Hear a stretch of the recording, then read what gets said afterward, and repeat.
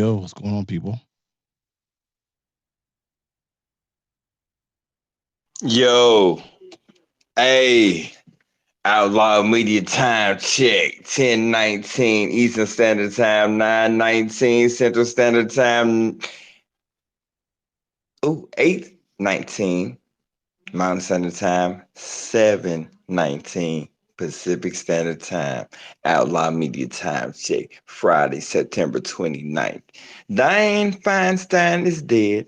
Long live Tupac. Hashtag outlawed media. Hashtag the chop up. Let's go.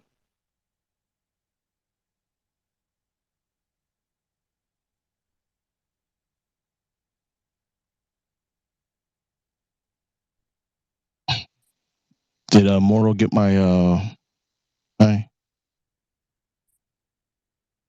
Let me send some requests and some let me send this out for hold on 1 second. Yeah, because when we was going to visually do the roasting, I actually unblocked everybody because I wanted them to come in. Yeah, that's where I was. That's the time I I was may on. I kind of want to unblock them, but I kind of don't. Nah, I'm not gonna unblock them. Nah. Immortal Obi-Wan don't like being around ops. I, if we let a op in here, he'll leave. No, I'm not. I'm a co-host, and I have a lot of weird ass niggas blocked. So, nah, we not doing that. Um, if you don't have them blocked and I don't have them blocked, they are pretty lucky person. Hmm.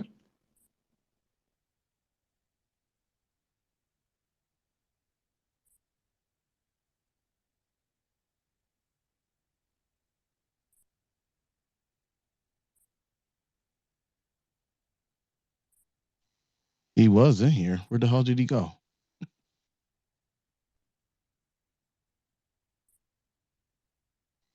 Because we're just going to keep it right now. Right now, we're just going to keep it about Dianne Feinstein and Tupac. I already got a clip up.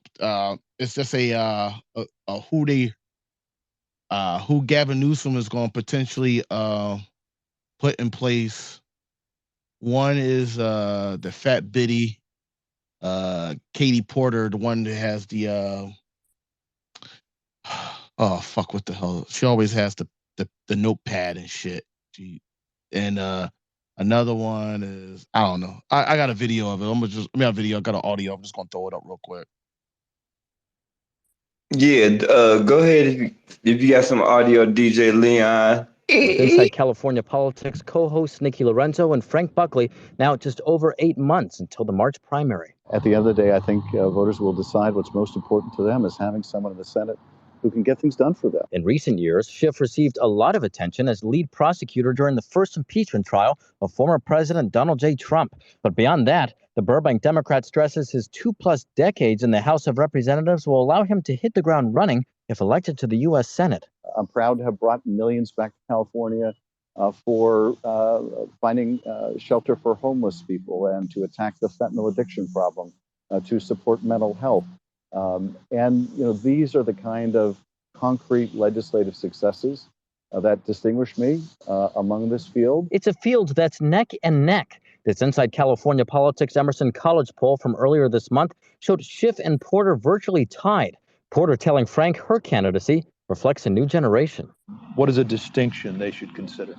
I'm different because I haven't been in Washington in a long time. I'm relatively new. I entered politics in 2018, and so I do Congress a little bit differently. That, she says, includes using what she describes as her famous whiteboard of justice, used to take on corporations she argues need to answer tough questions and face more oversight, a belief she takes with her on the campaign trail. I don't take corporate PAC money, and I never have. That's a big difference between me and the other two candidates. So I think I've really led by example in trying to clean up government. But it's Lee who says she's the one who can best shake up government. She argues in some ways she's already done it, pointing to her long progressive tenure in Congress, including her record as the only Congress member after 9/11 to vote against military force in Afghanistan, something she says proves she's an independent thinker ready for today's political climate. I think people can look at my record and say, wait a minute, her experience means something. But she says it's her lived experience as a black woman that would set her apart in a Senate that, as of today, has 0 black women. Why is your voice needed, and how will you represent all Californians, not just members of the black community? That's how black women are. We fight for everyone, and not to have the lens and the perspective of black women in the Senate, it's a shame and disgrace.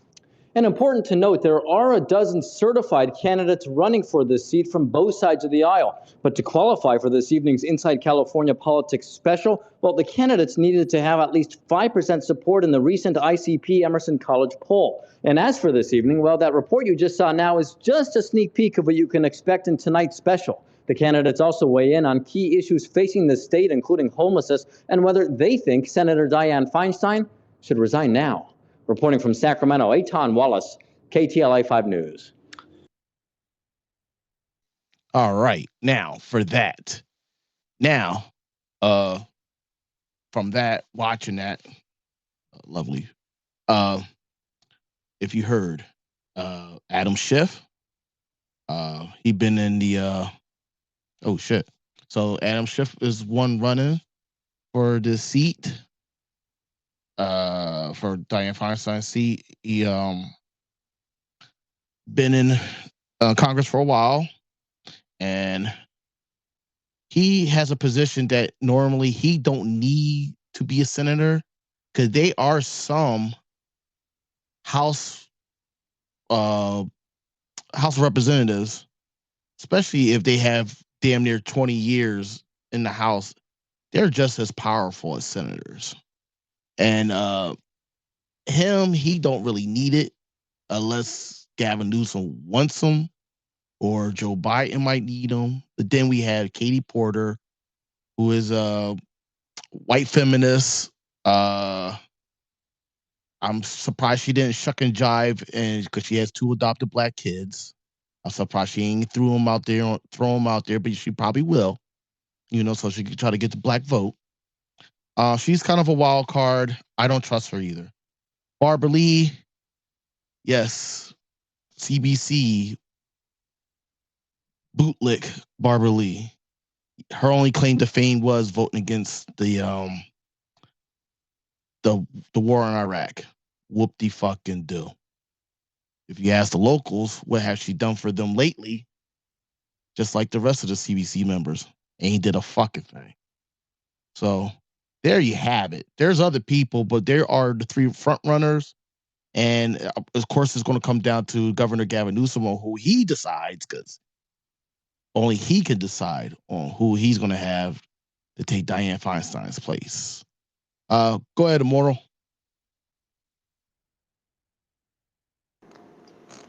Fam, did I hear that heifer say she was black? Barbara Lee is black, yes. Who? Her name is Barbara Lee. She is black. She is on this. She's a CBC butter biscuit coon. Oh, okay. I thought that was Dianne Frankenstein that was speaking. Talking about she was black. Her ass is dead. Nah, her ass is dead. Yeah, but I was saying I thought that was a clip of her, of Frankenstein talking about she was black. Nah, I put her ethnicity up there in the jumbotron. Like, nah, that bitch was black. But okay, you talking about somebody else trying to take her seat, and that's a black chick, huh? Yeah, she's a CBC bootlick, just like the rest of them. Yo, they let me back in. Yeah, Leon, just keep me a speaker. Just keep me in the more of a speaker, because we some of the most hated. Yeah, I know. They're I know they're definitely shadow banning you from my space. I don't know why is that. That's weird.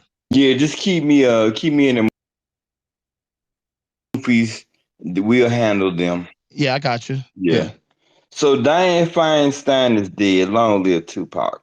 I didn't hear what y'all was talking about before, but yeah, the lady that looked like she was the female version of the Sith Lord Palpatine, that bitch finally dead. I'm glad. She should have gave up her seat way before she had a person that actually would. She did. Where in the world Do you have a person that has power of attorney, but you can have a vote on a national judiciary committee? What the fuck? What the fuck? When the fuck? They was wheeling that bitch in like she was Weekend for Bernie's. Come on, man. Oh my God. We straight up had, and then we got a president walking around. He ain't no better. Even his opponent, President Trump, talking about 45 talking about his ass. This motherfucker don't even know how to get off the stage. All he know how to do is write checks to Ukraine. Man, where do we? And then you got and then you got Mitch McConnell who's just sitting there at the podium taking strokes. Man, they put that nigga on mute when they hit his arm. Don't let me pull that in. They mute his ass. The ancestors have been muting that nigga left and right. They, oh my God. Whew. This is gonna be a great space. I already know. It's Friday night. It's 10:30 Eastern Standard Time, 9:30 Central Standard Time, 8:30 Mountain Standard Time, 7:30 Pacific Standard Time. Outlaw Media Time Check Friday, September 29th. You know what it is. Dianne Feinstein is dead. Long live Tupac. Hashtag Outlaw Media. Hashtag the chop up. This going on all platforms, you best believe, because I own a .com and I don't own, but I have a YouTube, and we just gonna push this message forward. You may not hear, you may not want to come in here because your mama told you not to. That's fine. But listen to these words and let them land true and pure. Outlaw Media, I'm a land. And if you come listen to the playback after your mama told you couldn't come in here, you ain't shit. You could have brought your ass in here. Yeah. Facts. About the reparations. Yeah. No, I'm just saying. Period. Oh, did you see my repost? Did you see my repost? What I reposted it, and you see what I said? I said people need to come out here and peep the game, the true game, or how to speak at a reparations meeting, because some of y'all niggas don't know what the hell y'all doing in your state. And yes, I said that. Right. Man, the babble game is on all time high. Motherfucker come out with no game plan. Come out like I said a long time ago. I'm not finna go up to these reparations commissions and task force, and they standing there playing in my face, and I'm gonna stand there like I'm taking them serious. That's how we did it here, man. It was like all that shit y'all talking about. We don't want none of that. This is what we want. This is what we talking about. We don't want none of that. This is what we're on. And slowly but surely, the people here in St. Louis, the ones that are interested in it, we won them over to our point of view, to the point where a lot more speakers started to sound like us. And we the first time Conscious went up there, he kind of got some pushback. If you go watch that first one, he kind of got some pushback. But we changed the narrative here. We applied pressure and didn't get kicked the fuck out the place neither. And didn't get kicked out. Shit, the motherfuckers learned to respect us. They learned some respect. So hopefully, motherfuckers will take notes and do it how it go, and get past all the all that clout chasing and all that kind of clickbaiting and all that weird shit, man. This for the people. This ain't for your personal little delusions of grandeur or your little whatever you got going with your little clique. I'm not gonna stand up. I'm not gonna stand up there with my pull up 2022 shirt and say, "Yeah, I'm here," but you're not talking. But I'm gonna just take a picture here, or I'm gonna just take a picture outside, or I'm gonna have my I'm gonna have my big girl hat on, Look, Eh? they won't let me in. They won't let me in the meeting. I ain't do nothing wrong. Hey, man, this shit is I have to laugh, man. I just have to laugh to keep from crying because this is about our ancestors and doing and taking up for them and doing what's right for them, and people just play with it like it's they personal little fucking playground. This ain't your little playground partners, little buddies, little dudes, little lokes out there. This is not your personal little playground where you get to, pretend you the big man on campus and all that kind of weird shit, nigga. Cut that bullshit out. And they go for everybody. And they go for everybody. They go for everybody. All friends and enemies. They go for all friends and enemies. This ain't your motherfucking personal thing that you're doing, your little personal crusade. No, nigga, this is for the people. So all that little weird shit that niggas be doing, and reparations is not the place for you to start. Listen, this is our civic duty. It's our right and our duty as American citizens to fight for what's right, especially for our ethnic group. That's our right and our duty. Now, it's hard enough to go out here. They looking for any reason to kick me and Conscious out the meetings. They look for any reason, but we don't give them none. We just keep spitting that hot fire on them. Look, the reparations conversation is not a place for you to come air out your personal beefs. If you got a personal problem with somebody, then you take that personal problem up with them, walk smooth out of the reparations arena, walk smooth out of the workplace. This is the workplace, nigga. When you start fighting for reparations, your ass been clocked in.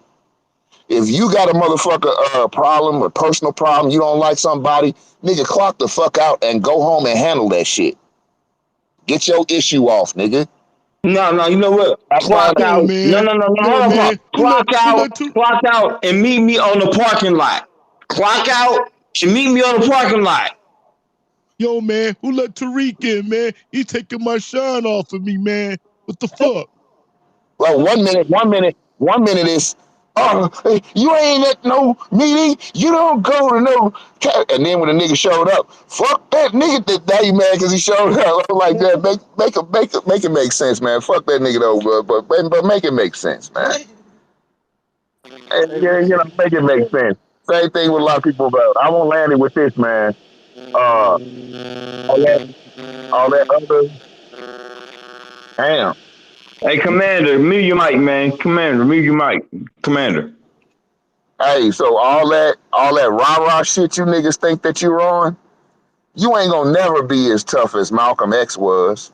You never will be. And Malcolm didn't do all that rah-rah shit, what he gonna do to the next man. And you ain't half the man that he is. And you ain't half as tough as he was. And you could never whoop his ass on his worst day. So you not tough, little buddies. And he didn't come out and he was the manliest man out here.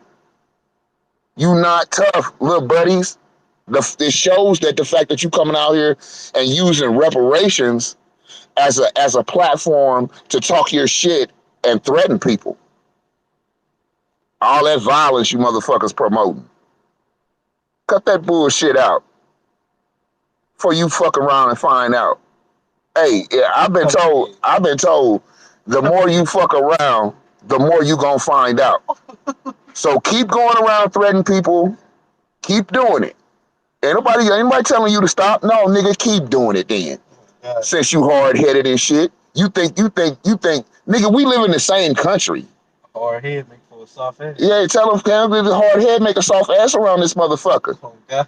This ain't now. I'm not kicking knowledge to you right now. Hey, you a witness to the strength of street knowledge, nigga.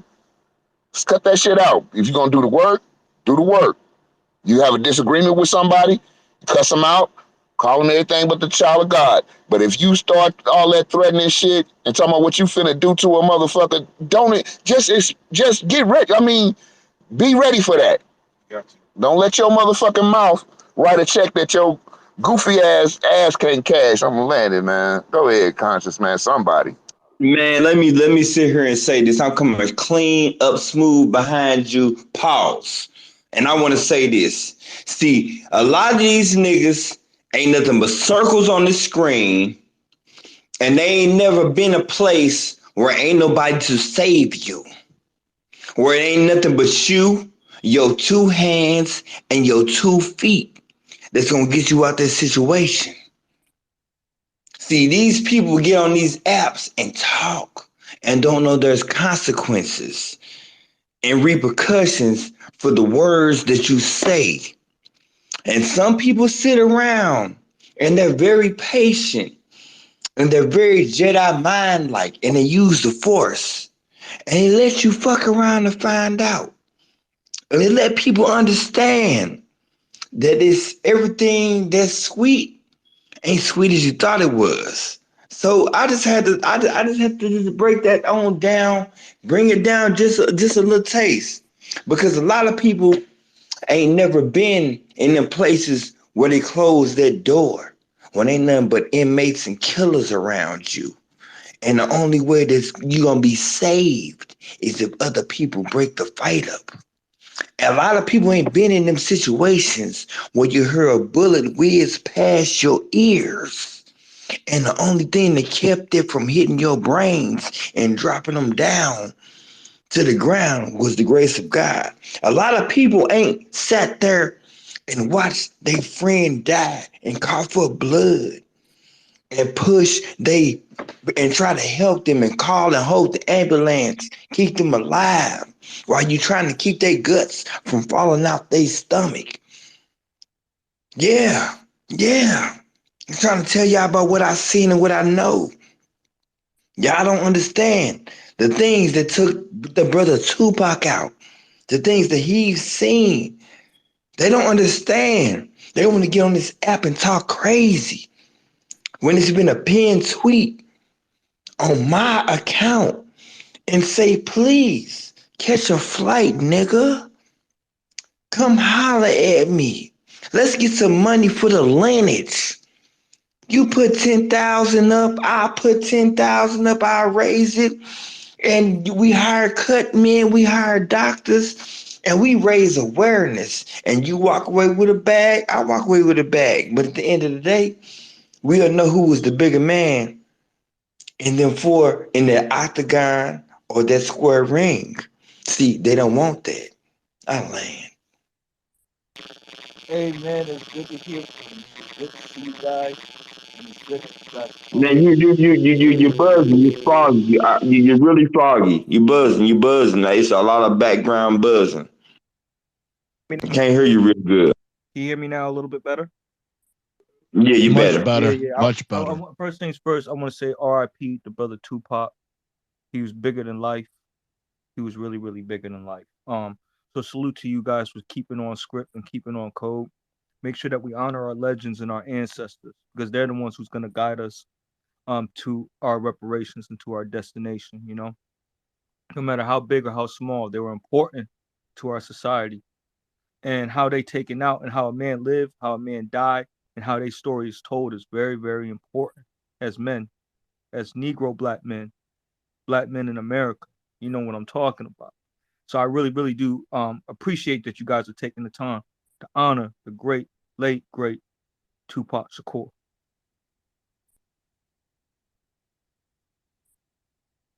Yeah, yeah, yeah. No doubt, no doubt. Hey, I'm gonna throw this on real quick because we're talking about I'm sure we all know by now. But the wheels of justice turn slowly sometimes, and that was the case here. But they got it done. 27 years after rapper Tupac Shakur was shot to death in a car in Las Vegas, a man who confessed to his involvement in the crime is behind bars. Who shot Tupac? To keep for the code of the streets. It just came from the backseat for him. Filmmaker Mike Dorsey predicted an arrest on Law and Crime nearly 2 months ago. I think that they are going to close this case. I think that there is very likely going to be an indictment. Thanks for joining us here on Law and Crime. I'm Anjanette Levy. Las Vegas Metro Police took Dwayne Keefe D. Davis into custody Friday. He's being held on charges related to the 1996 murder of rapper Tupac Shakur. Las Vegas Metro Police searched Davis's home in Henderson, Nevada in July. The Las Vegas Metropolitan Police Department. We have a search warrant for the resident. You need to come out with your hands up and your hands in. At the same time, a grand jury was investigating Tupac's murder. Tupac Shakur was shot as he was riding in a car driven by Suge Knight one night in September 1996. Tupac had gotten into a fight with a man named Orlando Anderson at the MGM Grand during a Mike Tyson fight.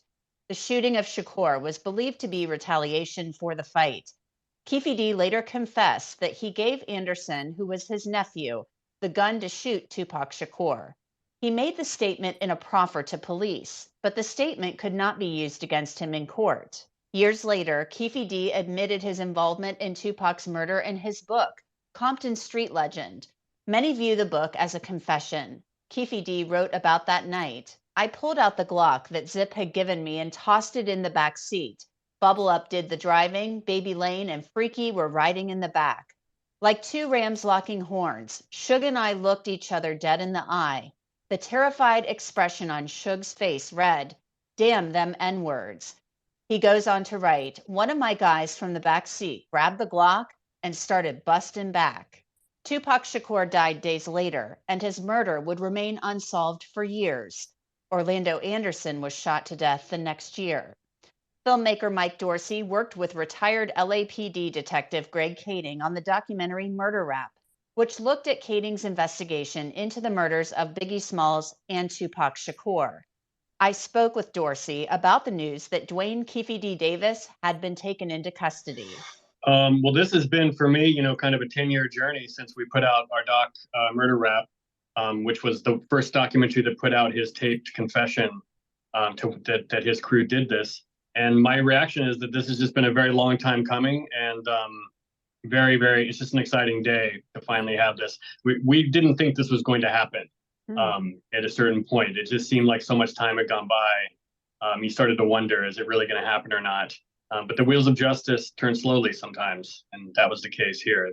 But they got it done. You said that you thought an indictment would be coming, but now you're saying you didn't think this would ever happen. So Sure. do you feel like it was taking too long? Because we had heard some rumblings that a grand jury was looking at this. I'll just say, initially we had heard that it was going to happen very quickly. It seemed like an indictment was, 6 weeks ago, an indictment was like happening, and then nothing. And we heard the grand jury was convening, and it was very airtight. They're not telling us anything. They aren't telling the public anything. So you do start to wonder after weeks and weeks go by if they're really going to pull it off or not. Mm-hmm.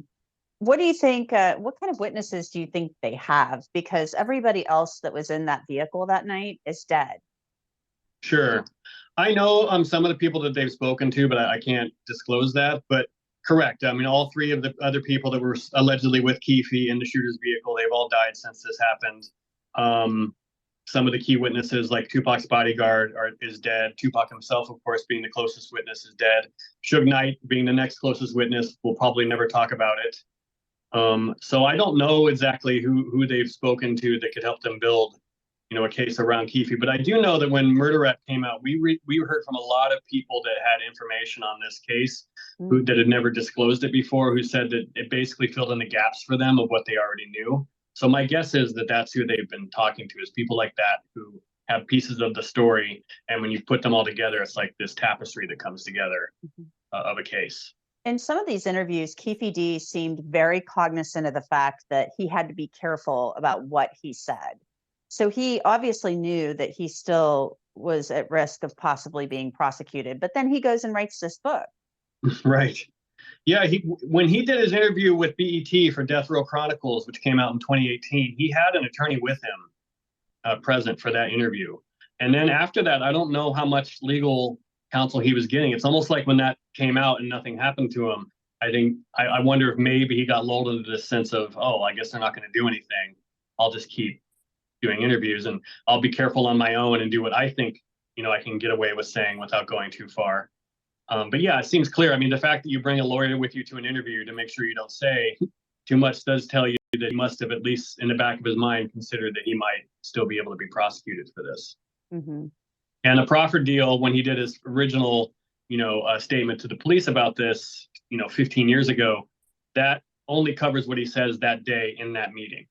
If he went on CNN that night and said the same story, they would be able to use that interview against him. So I think he knows full well he had to be careful what he said.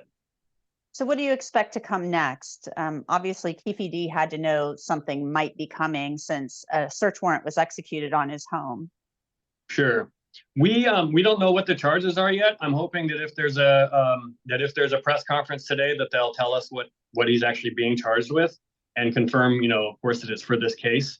Mm-hmm. And the next, I would think that he might want to do a deal, or that they might be interested in doing a deal. I don't know if anybody wants us to go to trial and have that circus. It's called fucking RICO, motherfucker. Yes, sir. It's called fucking RICO. They've gonna fucking file a RICO charge against his ass. They can't charge for murder one because they ain't got the gun. They ain't got no fingerprints. So the only thing they can do is charge him for conspiracy.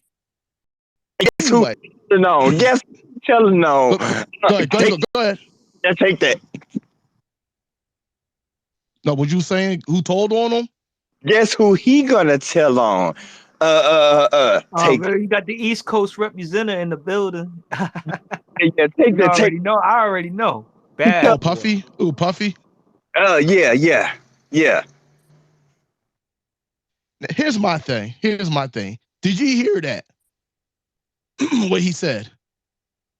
Everybody in Keefe D's entourage that was quote unquote supposed to be who did that hit were all dead but his ass. Everybody that was and then hold up. And then everybody that was in Tupac's vehicle all dead except for Suge Knight. You can't make that shit make sense, my man. Why only those two out of two cars are the only survivors to this day? That makes no fucking sense. This shit, I'm telling you, it's the harvest moon. I'm sitting there looking at the full moon, walking up the street. I gotta grab me another drink, man. It's Friday night, man. This shit is crazy. The same night, the same day, Dianne Feinstein, the Sith Lord of the Democratic Party, kicked the bucket. They break open the Tupac situation. Tupac passed when I was a teenager in high school before I graduated. And it's 27 years later. Puff Daddy died. Puff Daddy had Biggie killed. He's selling all of his streaming rights. And all of this, the Democrats are running out all people. They dropping bags on Snoop Dogg and MC Lyte. All of that. They running for their life. They scared we might they still don't want to give up that reparation. So that was we're gonna find Tupac's. So we're gonna find Tupac's killer. the same Joe Biden's election. Wait. I'm gonna go even more deeper with this, family. Because we didn't get reparations, we wasn't able to get justice quick enough. It was 27 years, man. 27 years where his family. I know it doesn't excuse anything. And the thing about it is, when they had the chance to finally arrest Carolyn Bryant, who orchestrated the Emmett Till killing, they motherfuckers just closed the case. And then 3 months later, she finally died. But then all of something, you just want to give him a statue. Fuck out of here. The thing about it, hold on, this is so deep. I don't even think we can fully break this down in this space. I really don't, because Keefe D is dying. Keefe D is dying of cancer right now. Everybody he was in the car with, and everybody that was involved, with the exception of Suge Knight, who's in jail, and Puff Daddy, who's running for his life, is still alive. And the implication of Tupac and Biggie. These motherfuckers are scared. They Babylon. I hate to say it because I listen to Bobby Hemmett and I understand what the etymology of words. I'm not even gonna say Babylon. Sodom and Gomorrah's fallen, and anybody that looks back, you're gonna turn into a pillar of salt. I land.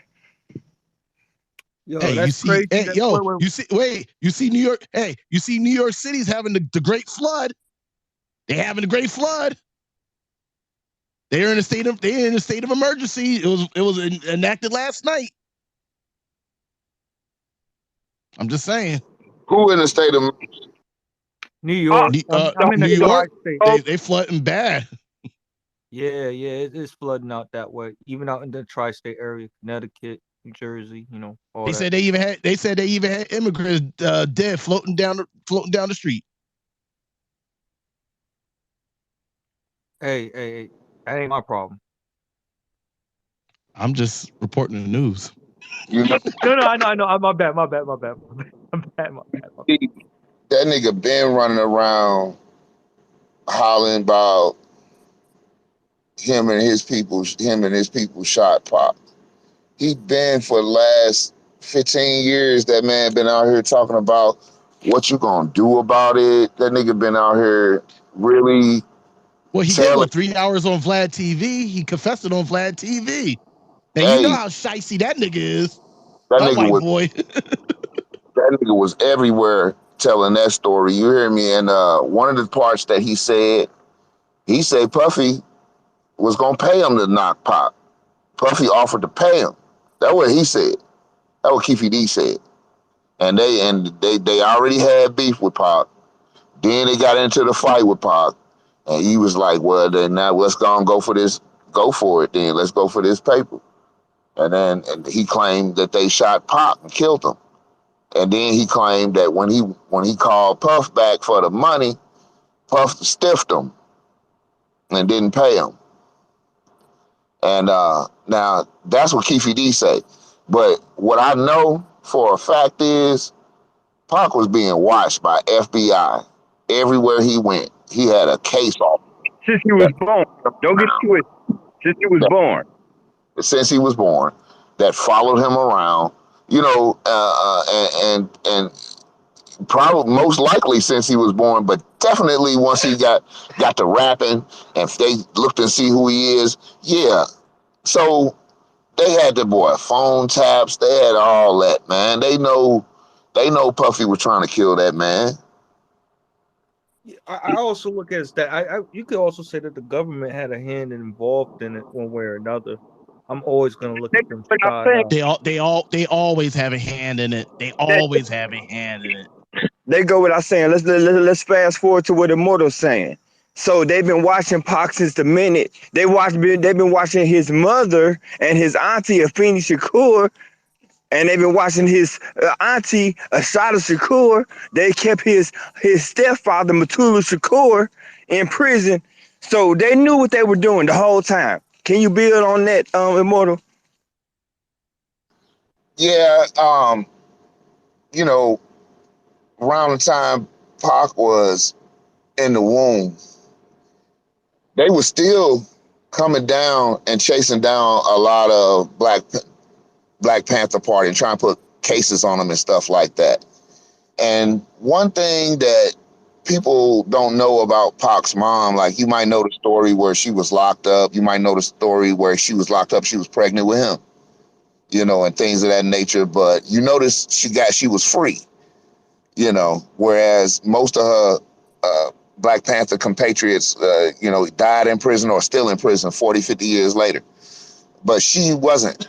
She was able to represent herself. She sat in her cell. She got in the law books.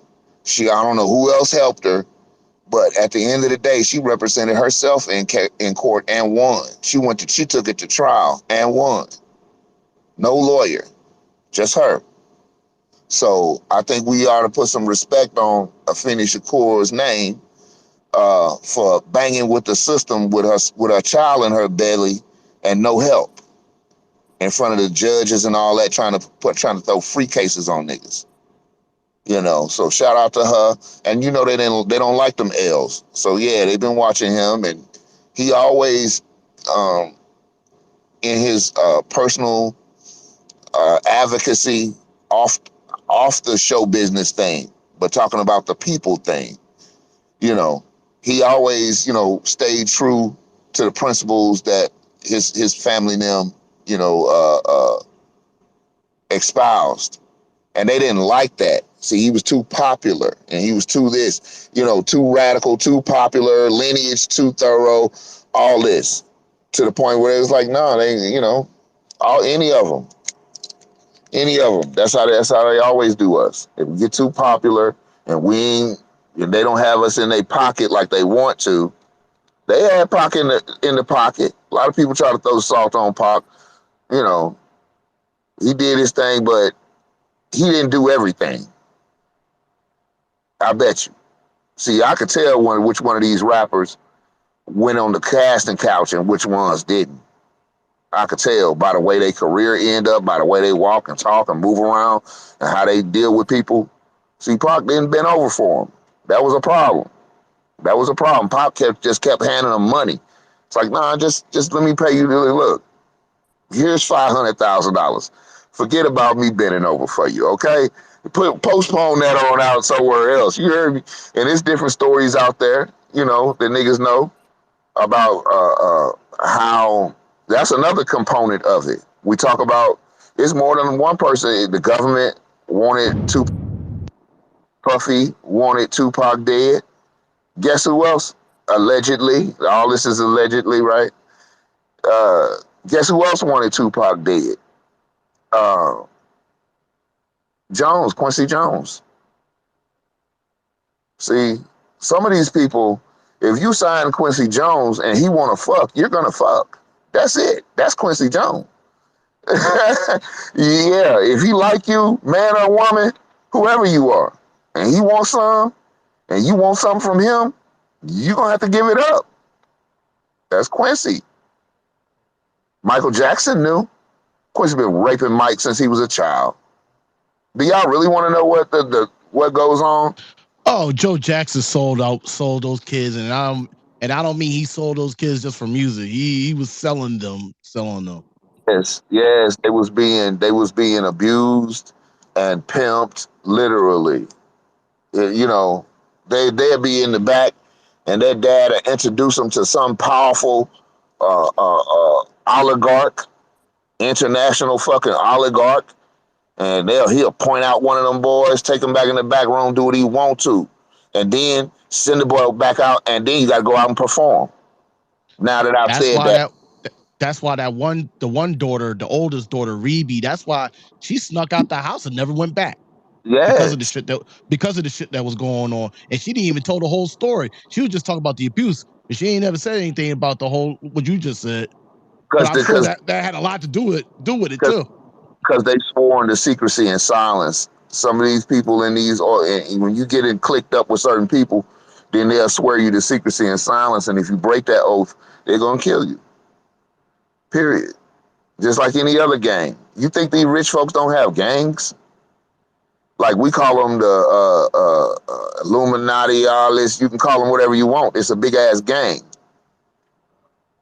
They're a big ass, rich ass gang. Okay, and you start talking they shit outside of what's allowed, they're gonna just kill you, kill your family.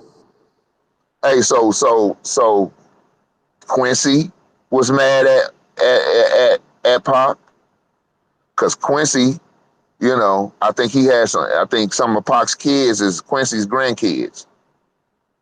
See, and Pac figured he had an out because he was trying to move on from death row, but he needs somebody gonna pay this bill, just like Snoop needed. Master P to come pay that bill and buy him on out on some gangster shit. Like, don't fuck with my artist now. This is my investment now. Like, don't fuck with my investments. I'm not fucking with you. Hey, let's do business.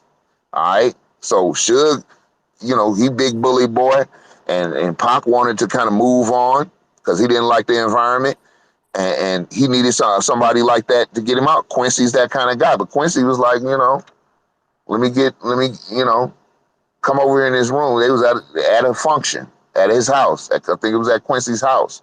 Pac probably there with his baby mama. Kids was probably somewhere around. Yeah.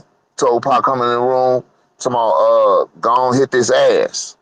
Bent over for Pac. Pac like, wait a minute, man. This is what Pac said. Pac said he told that man, wait a minute, man. I don't get down like this, man. And we supposed to be family, man. Like you the grandfather of my child, man. What the fuck is wrong? Look, Quincy, Quincy look at him and say, I don't give a fuck about none of that shit you talking. I want some of that dick. That's what Quincy say. In the ass. Who the Tupac had? He had what the hell's that girl's name? Rashida.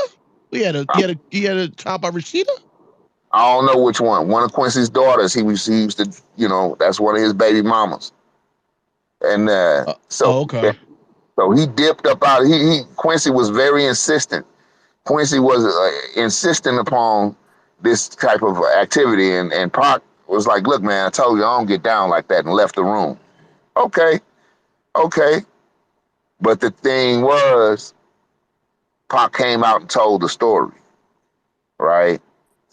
Shortly after Pac came out, after the interview where Pac said what I just told y'all, Quincy sent him a note or a little card, like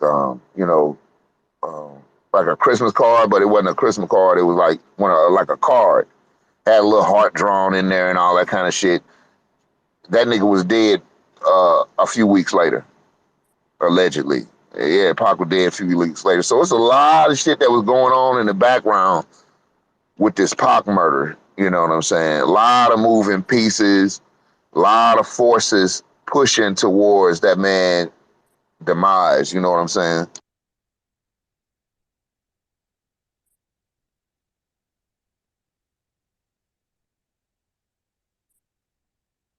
Immortal, you still there? Yeah. I was just gonna throw that part in there. Like, don't forget what Pac said. What happened with him and Quincy, and don't forget. Okay. Yeah, Pac said that. I'm not making this up. He said that. That's what that man said. And so it was a lot of niggas, man, that was mad at Pac. Plus, Pac was trying to. He was the best of both worlds. So it's like, you want conscious rap? He came out on conscious rap. Okay, then the industry started changing. White people started taking more control over the industry. Say, we want violence. We trying to promote violence to you niggas, and we trying to promote all this other shit to you niggas. So, we trying to promote this dope. Niggas start taking pills and all kind of shit. Niggas, that's when niggas start getting on extra. The late 90s, late 90s, rap started promoting drug use. Whereas before, they'll clown you for being a crackhead. They'll clown you for snorting cocaine. A lot of cats will clown you in the rap. Before it was the drug, it was you selling back in the day when we grew up, you were selling the drugs. Now you're doing the drugs, which makes no damn sense. But I'm sorry, man, go ahead. Yeah, they got them doing the drugs now. That's the difference between the culture being created internally and then exported, and that's the difference between that and the culture being created for you and imported into your community. You'll see the whole difference in hip hop before 95 and after 95. You right around that time frame. 95, you got to remember 95. See, 95 was a year where 1 million men, black men, marched on Washington in solidarity with one another. 1 million men. And there hasn't been 1 million men all in that area, in that confined type of space. There hasn't been 1 million men gathered on the planet Earth for any reason since then. Not 1 million men all in one place. Nope, it ain't happened. Not even at the I know somebody gonna bring up Saudi Arabia and the Kaaba. No, not even there. No nation and no ethnic group and no entity has fielded 1 million men for any reason since then. They So said actually the amount was the official head count. I think they said it was like 1.6 million yeah, black yeah, men. it's 2 million. It was damn near 2 million was in Li- DC. Listen, that shook up America in a different way. Cause the niggas went up there and didn't burn the place down. Niggas didn't even, wild out. It was a quiet, and they was more scared of that than anything else. That really shook them. So you know what they did when we got back?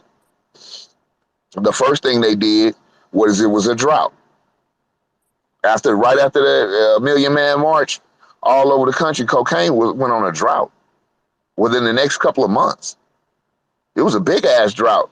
After late '95, after that, it on into '96 and on it, and they started, and the dope game ain't. They haven't put the reins of power within the dope game in the black community the way it was before. Since then, it's still black millionaires being made in the dope game. Don't get me wrong, but that number is cut down to 1/10 of what it used to be. Shit, we used to run around St. Louis. I knew 2 or 3 millionaires. Man, I know so many millionaires in St. Louis. People don't even know. A few And, millionaires that funded NFL and NBA athletes that y'all don't even fucking know. Right and, now, to this day, that I know personally, from and that made money off the dope game. I, Yeah, wait. I want to touch upon that Million Man March because some of my family members participated in it, and I was even there. I was really young, and I know that one thing is they had to stop and frisk thing that was going on in my state as well as others, and they were targeting black men. And and I always speculated like, was those the black men that went and supported that, yo? And like some of my families, some of the people I know, like their families got destroyed, man, from that. So I feel some type of way, like it hits home, on a different way. I My feel you. fault for cutting you. My fault for cutting you, Immortal. Nah, no problem. But so what I'm saying is, what I'm trying to tell you is, before '95, I knew a lot of millionaires. A lot of niggas out there millionaires. You wouldn't know it. Most of them you wouldn't know it. But now, after '95, uh, not so much, family. Not so much. They changed that whole pipeline shit up. They switched that whole pipeline shit up.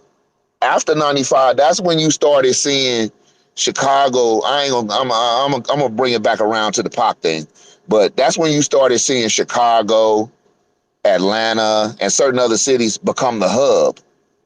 They needed hubs now. Now we gotta know we can't just drop the dope in the hood and ride out with the no. These niggas is we can't let them come up here 1 million strong and then go back and continue to do what they was been doing. Oh, this is going to be different. The hood was a lot different back then too. After the Million Man March, niggas kind of got on code. I know it's going to be a lot of people that disagree with that, but I can only tell you my experience. Um, anyway, so now the Million Man March happened. All kind of things happening. Um, they start tightening that shit up as far as any kind of money coming through the neighborhood under the table, underworld shit. Started getting rid of the rappers who was talking about selling dope. Started promoting the rappers talking about doing dope. Feel me? Because now, nigga, we selling the dope and y'all gonna smoke it. You hear me? That's what it is. That's where they was at with it. And then, but see, Pac was hard headed. He was hard headed, and he went along with the program. Y'all know he got a lot of wild ass gangster thug 'em up ass records, but he always kept putting in. It used to be the tradition. Even if your music wasn't pro black music, you always put one song on your album just as solidarity to the people. Even Too Short did that. Every album, so because that was the tradition. It was gangster rappers back in the '80s and '70s, but you always put a song in there for the people. Express yourself. Yeah, and Pop kept doing that, and he kept gaining momentum in that realm of black empowerment, black nationalism. He kept that part of his persona going because eventually he was going to segueing into movies. Then he was going to come out of movies and take all that he built up and then go ahead and, use that as momentum like Muhammad Ali did. He was going to Muhammad Ali the game. You feel me? But, they killed homie. But I wanted to just give you that his life and his death, the backdrop of it. Million Man March happens in 95. Pac killed in 96. You feel me? Motherfuckers were scared. They had to change the game. You hear me? Anyway, I landed with that, fam. Hey, I have Go ahead a and video. land it with that. Go ahead, hold on. Lee, I'm sorry, I gotta land it with that because we reaching a specific point. It is 10:15 Eastern Standard Time. No. It is 11:15 Eastern Standard Time, 10:15 Central Standard Time, 9:15 Mountain Standard Time, 8:15 Pacific Standard Time. Outlaw Media time check. We in here. Dianne Feinstein is dead. Long live Tupac. Outlaw Media. The chop up. Let's do it. Hey, I was going to drop another video thing. This is Mopreem Shakur, Tupac's brother. He did an interview. It was about a month ago about the whole Keefe D.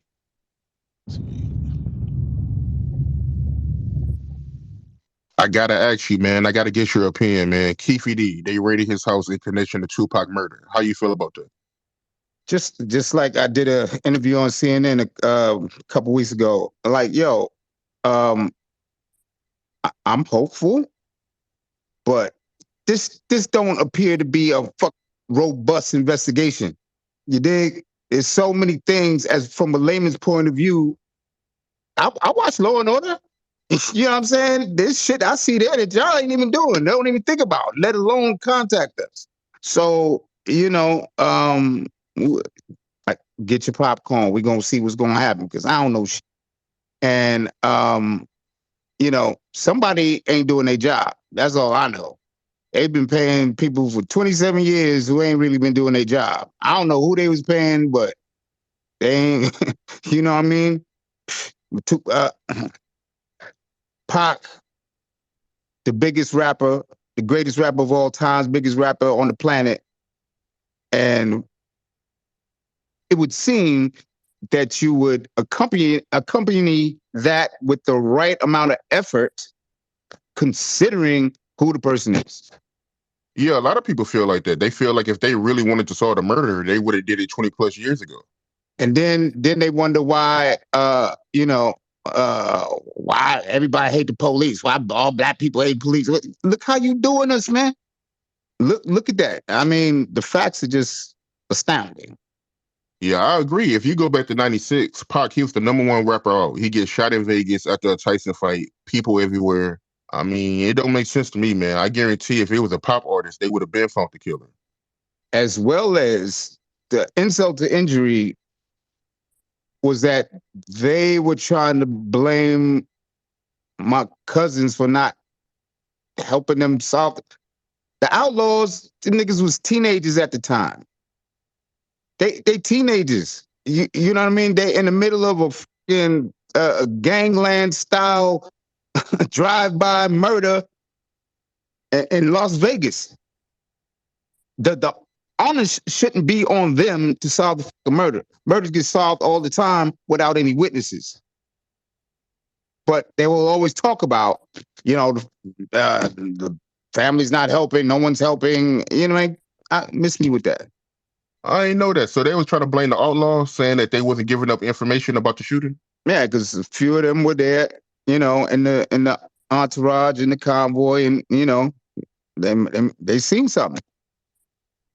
But they ain't that's limited. You know what I mean? You guys gotta take the ball and run with it. I don't know. I ain't no cop, but it seemed like somebody really doing the job. I feel you, man. I know I had Napoleon on the platform, and he feels like they could have found Tupac Killer years ago if they wanted to. He feels like the police and the government didn't like Tupac, and that's the reason why they haven't found his killer. And that's an understatement. I mean, no, they didn't like Pac. No, they didn't. They didn't like me personally, our family. You know, nah, they ain't like none of that. They didn't like that Pac shot the cops. There's a whole bunch of reasons why they didn't like us, our movement, our message, what we represent, from black liberation to this thug life. They didn't like it, and it kind of shows, you know. Right. Yeah, that's one point that Napoleon said. He said that Tupac shooting them two off-duty cops. That was one of the reasons why the police and the government around the world really didn't like Tupac or whatever. Yeah, I concur. You know, there's a lot of different reasons, but that's definitely one of them. And you know what the funny thing is? I totally forgot about that incident. Ooh, that happened in Atlanta, Georgia, Leon. And Leon, That's what I said. I was like, Hey, wait, damn, I forgot about that. You forgot about the time he spit in the officer's face, and I think in the courtroom too. Yeah, so Leon, let's pat our own self on the back right now, because history will be kind, because you are bringing you can come with thorough clips. This is nothing to be played with. This is going on YouTube. This is going on ContestOutLawMedia.com. This is going on the Chopper. This is going everywhere that it needs to be, because this is a thorough accounting of from 95 to 2023 of what happened. People that were involved with it, people that died that aren't here. This is a thorough accounting. So we can give a care about who wants to come in here and listen to it right now. You gonna hear it eventually. So I just want to shout out to you, Leon. Thank you for being very thorough and judicious and comprehensive with these clips, because this is not to be taken lightly. No doubt. I just found another one too. Want to Hey, hear it? It's go ahead. Hold on. Before you go to that clip, just on the same to keep going with what y'all was just saying. He also, now this was before Atlanta incident with the cops. Before that, he also sued a police department in California for like $80,000. So he hit an $80,000 lick off of something the police did wrong. I think it might have been police brutality or something, but he sued their ass. And if any of y'all have ever sued the police, you know they don't like that shit. And here he is, a Panther and all this. So yeah, go ahead, y'all.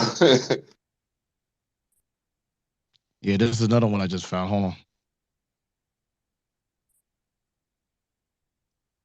on. Thank you guys for tuning in once again. We have a very special guest here today. I usually like to introduce the guest, but more importantly, I would like for him to introduce himself. Could you introduce yourself, brother? I certainly can. My name is William Lassane, better known as King William.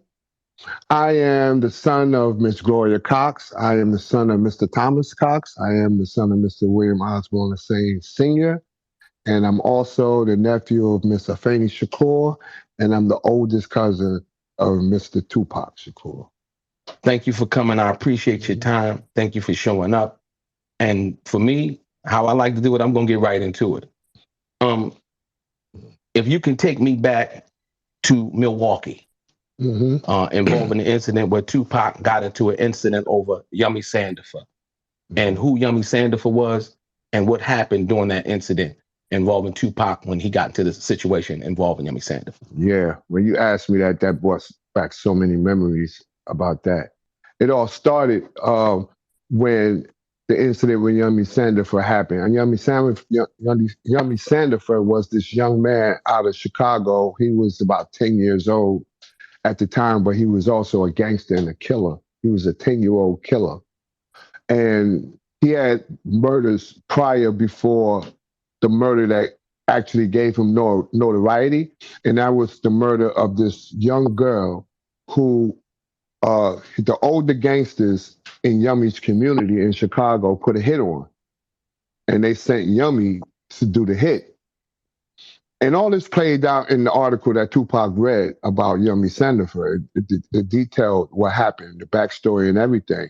And long story short, Yummy Sandifer killed the girl, and then the gangsters that hired him to kill the girl killed Yummy.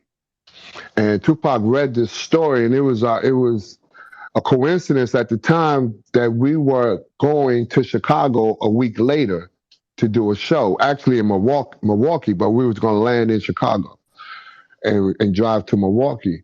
So with that in mind, Tupac, he was very angry when he read that article because his thing was like, grown ass men is getting kids to kill babies. The little girl was younger than Yummy, So that pissed him off. And I can see the anger brewing in him as he's reading the article. So I guess he had his own plans of how he was going to deal with this issue when he got to Chicago, but it was unbeknownst to us, right? Because what he did next was he ran into Jam Master Jay. We was in New York at the time, and he ran into Jam Master Jay. And I don't know how the conversation transpired, but Jay promised that he would send some of his people to meet us when we got to Milwaukee. They actually met us when we got to Chicago, right? And sure enough, on the way to Chicago, when we got there, we got to the hotel, his people were there. And they had all the creature comforts for Pac. They had a bunch of pistols, you know what I'm saying? They had a whole lot of weed, and they hit him off with all that, And they was going to be our bodyguards or chaperones or just our partners as we went through and navigated through Milwaukee. And it was good that Jay sent them to us because at the show, Pac was headlining that show in Milwaukee. This is 1992, I believe, right? And he's headlining the show in Milwaukee. It's Scarface, it's Spice One, it's Boss. You remember Boss? Yeah, absolutely. It was her. It was a few other people I can't recall right now, but it was a big show. And it was at a college. It was like at an arena. It was like the big arena in Milwaukee. You dig? And all these guys, Killer Mike, okay. But all these guys came on and they performed, and then Pac came on last. And he came on and did a couple of songs. We all standing on stage with him. It's me, it's Man, it's the Outlaws. They were all little babies at the time. Maybe one or two other people. Me, I was the guy holding the guns. Okay. Right? Pac, my job was to hold his pistols. You know what I'm saying? Because you were older, basically. I was I'm his oldest cousin. Right. And, I had no problem holding guns for him. I had no problems protecting him. That was no problem for me whatsoever. I didn't think about consequences or anything like that. I just thought that my job was to hold his gun, keep him out of trouble, and protect him. And so he goes on stage and he does a couple of songs. It's crowded. In the front 3 or 4 rows, it's all gangsters. It's the GDs. So GDs, okay. The BGDs, right. the folks. Okay. It's all gangsters, right? And they showing Pac love. You know what I'm saying? They love this guy. They showing him love, you know? And they ready for him to put on a good show. So he does about 2 songs, does 1 or 2 songs, and he cuts the music off and he starts chastising the gangsters in the front about Yummy Sandifer. Wow. He brings up Yummy Sandifer. And his tone is like angry. You know what I'm saying? His tone is not like, let's talk about this guy. It's nothing like that. Right. We got something to talk about. No, it wasn't like that. It was like he was chastising him and he was kind of vilifying him for killing this young kid. And, the gangsters were offended. So when Stretch cut the music back on and he started rapping again, they started throwing stuff at him, throwing stuff at us. They were throwing water bottles and lighters and all kinds of stuff. Some of that stuff was hitting us. Right. So Pac cut the music off again. And this time, his anger just grew to like he was almost uncontrollable. Like his veins was popping out of his head. He was transforming into this, Right. His veins was popping out of his head and in his neck, and you can see he's pacing back and forth on the stage, and he's just screaming and yelling at these guys, and he's offering a reward for anyone who can point out whoever threw the bottles or whatever, right? So that's what he's doing. Right. And why did he do that? Because now he was actually challenging them. In their home turf. On their home turf. Right. Right. He was actually challenging them now. Like, whoever threw that, we're going to do this to you, this, that to you. I pay anybody $1,000, point them out. Right. You know what I'm saying? Right. And Stretch cut the music back on. And after he did that, it just broke out. It was like mayhem. Right. It was like, I never seen anything. The only time I seen anything like that was in the movies. Right. Like, you remember Cooley High? Yes, and you remember absolutely. in the Cooley High in the movie where they in the movie theater and Coach Cheese or whatever, one of the guys pour popcorn and the other dude, and the next thing you know, it's a riot, a full-fledged riot. Right. And that's how it was in that auditorium, a full-fledged riot. So and when the riot starts off, what does Tupac do? When the riot starts off, what we do, we're in defense mode. Okay. Because what's happening now is that the gangsters in the front row are trying to get on stage. Okay. Right? They're trying to get on stage and they're trying to attack us. Right? And I don't quite remember what Pac was doing, except for maybe throwing stuff back at him or trying to find a way. I remember what I was doing. Right. And what I was doing was, when I saw that they was coming at us, I pulled out my guns. Right. And I held them at bay. Like, I tried to keep them off the stage. I tried to, if they saw my guns, they probably would, not come towards. It would be a deterrent. It would be a deterrent, right? Right. And while I'm doing that, I'm trying to, there's a curtain behind us. And I'm trying to get us behind the curtain. Okay. You dig? And I was able to deter them from attacking us. Right. You know what I'm saying? And afterward, when we got behind the curtain, we ended up in the dressing room. Okay. Now the auditorium is in mayhem. It's like completely out of control. So basically everybody now just fighting each other in the auditorium. They tearing the auditorium up. Oh, I didn't see anybody fighting each other. I just see them tearing the auditorium up. Right. Man. You know what I'm saying? Okay. I just see that, and I didn't see any police. Right. But they saw me. Okay. Right. And I found out afterward that one of them told one of my people, I think they told Watani. Okay. Watani was Pac's manager. Manager, absolutely. I think they told Watani that one of their officers was going to shoot me when I pulled my gun. When I drew my gun, his first thought was to shoot me. But he didn't, because he knew why I drew my gun. Okay. So and that was to keep them at bay. Yeah, that was to keep them at bay. Okay. So I guess he gave me a pass. Yeah. He did. You still here? I'm still here. He certainly could have shot me. Right. You know what I'm saying? But after all that transpired, we went behind the curtain, and then from the curtain we went to the dressing room. Right. And then inside the dressing room is just mayhem, chaos. It's like out of control. We hear all the noise. We hear the gangsters trying to bust into the room. The cops are protecting us outside. Okay. And we can hear what's going on. And it's like a panic. We're all in panic mode, and we what is Tupac doing at this time? I don't quite remember. Okay. I know he's with us. Right. But I don't remember what he's doing. What I remember at that time was me trying to get rid of the guns. Get rid of the gun, okay. Because I didn't want to get arrested. I was on parole. Yeah. You know what I'm saying? Fresh on parole. I just got out of prison. Right. You know what I'm saying? Okay. And I was on parole. It didn't really dawn on me what I had just done. Okay. You know what I'm saying? Because you was just in the midst of trying to protect my people. Yeah, not just Pac, but just the people the that laws, Stretch, like all my folks. You know what I'm saying? Okay. I think Man had a pistol too at that time. Wow.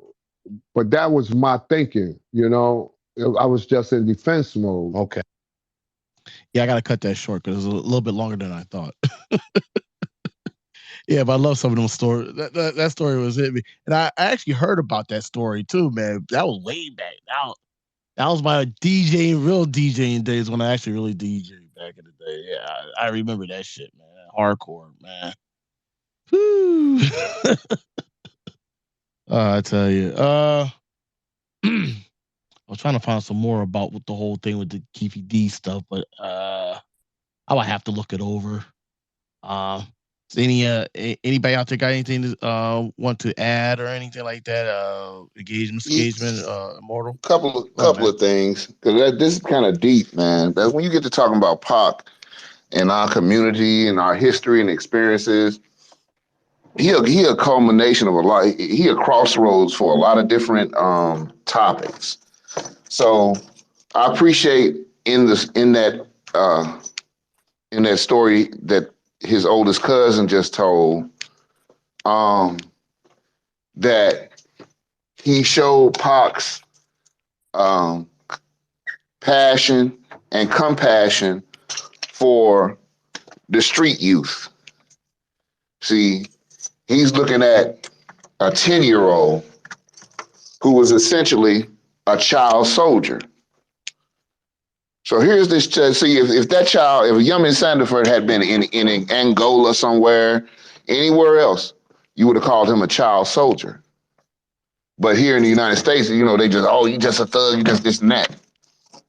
So I just wanted to say I never really understood what his thing was about Yumi Sandiford was. So now that I heard that, it all makes sense. So that's number one. Number two, I don't know why these rappers keep messing with folks. You cannot go around that part and mess with folks. You hear me? Just like Rick Ross. He thought he was Larry Hoover. He thought he was all that. You heard me? He thought he was the real Highway Ricky Ross. And then they told right. But when he came when he went to that neck of the woods, and they was like, hey man, this ain't no game. This ain't no entertainment thing that we doing, and that ain't no entertainment name you was shouting out. Now, if you was trying to be respectful, that's cool, but since you putting our people name in that shit, you need to be breaking off some paper. You have to pay to use that name, nigga. What you talking about? And so and whoever brought that message to Rick Ross, the rapper Rick Ross, not the real Freeway Ricky. But whoever brought that message to him, I don't know, the communication wasn't right, because Rick Ross started talking big stuff. And y'all probably know the story about how it was a no-fly zone for Rick Ross. So yeah, it's a lot of cats out that way around them Great Lakes. You hear me? You got to come to them. It's the same here in St. Louis too, but the Great Lakes area, you can't just come to them any kind of way. They got whole nations over there. You hear me? They got whole nations over there. So that's the second part I want is I tripped off Pac set tripped on them cats. Pac set tripped, and he didn't get no damn. And then what else? The last thing. I think I landed right there, man. I had something else, one other thing that brought to mind, but I'm gonna land it there, man. And you see how Jam Master Jay hooked them up with some security too. You know what I'm saying? Okay, so that had a lot to do it too. Yeah. You linked in where I'm finna go and where I'm finna take it. So it's very interesting that Jam Master Jay murder is still technically unsolved. No one has went to jail behind that man's murder. So apparently he knew something. Okay. Well, I think they did just recently, just in the last few years, the last year or two. They claim they arrested somebody behind that murder. But if you want to know the backstory for Jam Master Jay's murder, I'll put it to you like this.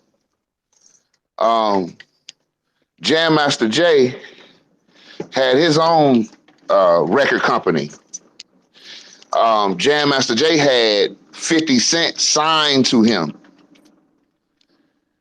And 50 Cent wanted to go to Shady Aftermath. Because, Shady them, Slim Shady them signed 50. And, Shady was signed to Dre.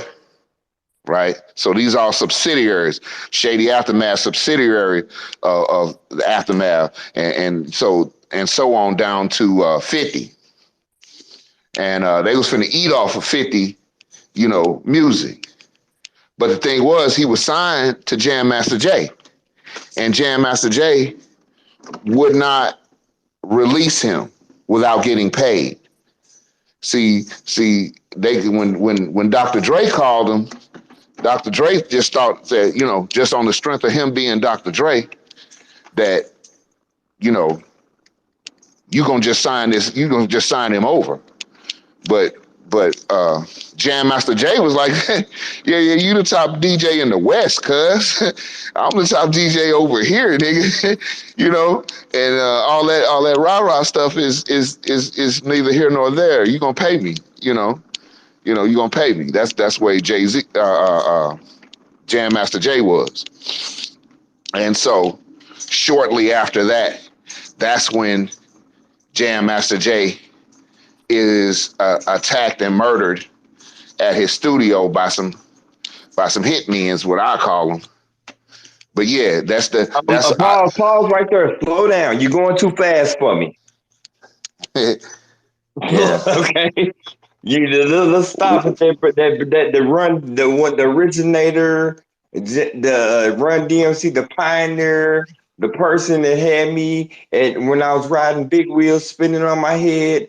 When he was murdered, that was a pivotal moment. Just the same as Tupac. So Paul, we got to give some respect to that. Yeah, man. Peace to Jam Master Jay, man. Rest in peace, Jam Master Jay.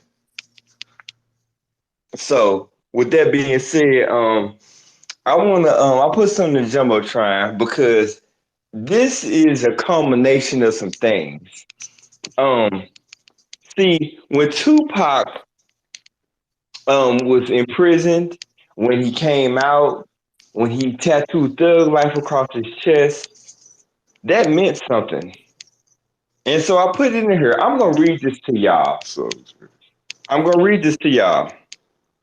Thug Life was a code of ethics created by Tupac Shakur in 1992. Watts, Compton, and many other cities, gangs agreed to use the code of Thug Life to keep those who are innocent safer. Number one, all New Jacks in the game must know he is going to get rich, but he's going to jail and he's going to die. Number two, crew leaders, you are responsible for legal, financial payment commitments to crew members. Your word must be your bond. Three, one's crew rat is every crew's rat. Rats are now like a disease. Sooner or later, we all get it, and they should too. Four, crew leader and posse should select a diplomat, and they should work ways to settle disputes in unity. There is strength. Five, carjacking in our hood is against the code. Six, slinging to children is against the code. Seven, having children slinging is against the code. 8, no slinging in schools. 9, since the rat Nicky Barnes opened his mouth, ratting has become acceptable by some. We're not having it. 10, snitches is out of here. 11, the boys in blue don't run nothing, we do. Control the hood and make it safer for our squares. 12, no slaying to pregnant sisters. That's baby killing. 13, know you're a target. Who is the real enemy? 14, civilians are not a target and should be spared. 15, harm to children will not be forgiven. 16, attacking someone's home where their family is known to reside must be altered or checked. 17. Senseless brutality and rape must stop. 18. Our old folks must not be abused. 19. Respect our sisters, respect our brothers. 20. Sisters in the life must be respected if they respect themselves. 21. Military disputes concerning business areas within the community must be handled professionally and not on the block. 22. No shooting at parties. 23. Concerts and parties are neutral territory. No shooting. 24. The code is for everyone. 25. Be a roughneck. Be down with the code of thug life. 26. Protect yourself at all times. I heard an echo. Peace to Tupac and all friends and enemies. Disseminate this and know we on code. That's the code. I land. Hey, where you read that from? That's the official Thug Life code that Matulu Shakur and Tupac Shakur wrote. That's the reason why they I'm killed him. saying, sir, I'm asking you, what site did you find that on? You don't know? Pinterest. Yeah, because that sounds like mostly like it. Most Discredit of it, it, man. Come on, man. Come on, man. Come on, yeah, man. that sounds like it. That sounds like mostly like it. Some But of the wording. pick it apart, Obi-Wan. That sound enough like it for these weird ass niggas that don't understand shit, that want to bounce their ass off of cars and love sexy red and love weird ass niggas. They don't even try to break it down. If they can't understand that simple ass shit, that's too much for them to fucking handle. Don't go too far past.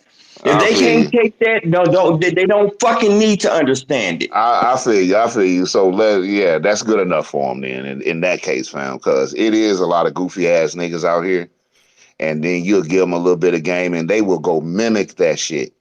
They'll go out and act like that's who they is, man, and be doing fuck shit the whole time. So yeah, that's good enough for them. That's what it is, fam. You feel me? I got you on that. You got a lot of them out there, man. They be doing that shit, man. Especially these last couple of weeks, you know. You got motherfuckers, goofy niggas, grifting for the umpteenth time. I was a Moore. Now I got my own Freedman, and but I'm not a Negro though. I don't get it. Whatever. He ain't black. He's Ababop. Lord Jabba. Lord Jabba. Jabba. Man, this has been a great space, man. This has been cool, man. It's a Friday night. We can rock this as long as we want. Because whatever the case may be, see, this is what y'all don't understand. This right here, what we doing, I don't care who listens to it. I don't care who comes in this space. Because at the end of the day, this is public knowledge. And we know Hey, who started this. hey, We know who started this. how much you want to bet that Gabe done took some of that money that he done stole up off them cats and be paying Padrino's stripper hoe and laughing at niggas? How much money you want to bet? I'll bet anybody $100 that Gabe then got domed off using some of the money he stole from the Freedmen and done paid Padrino's stripper hoe. How much money you want to bet? You trying to tell me that he may have got a lifetime subscription? I could tell you one thing. My speculations is how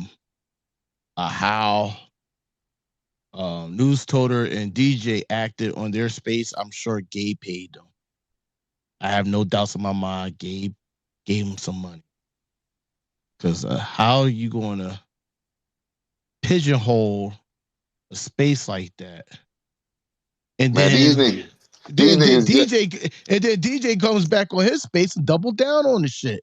So I'm like, yeah, gay paid y'all motherfuckers. I don't give a fuck what anybody said. Yeah, they paid them. They paid them some attention. Some of these niggas is attention hoes. That's all they want is a little attention, especially from white daddy. Oh my God, the white Gabe gonna come in my space?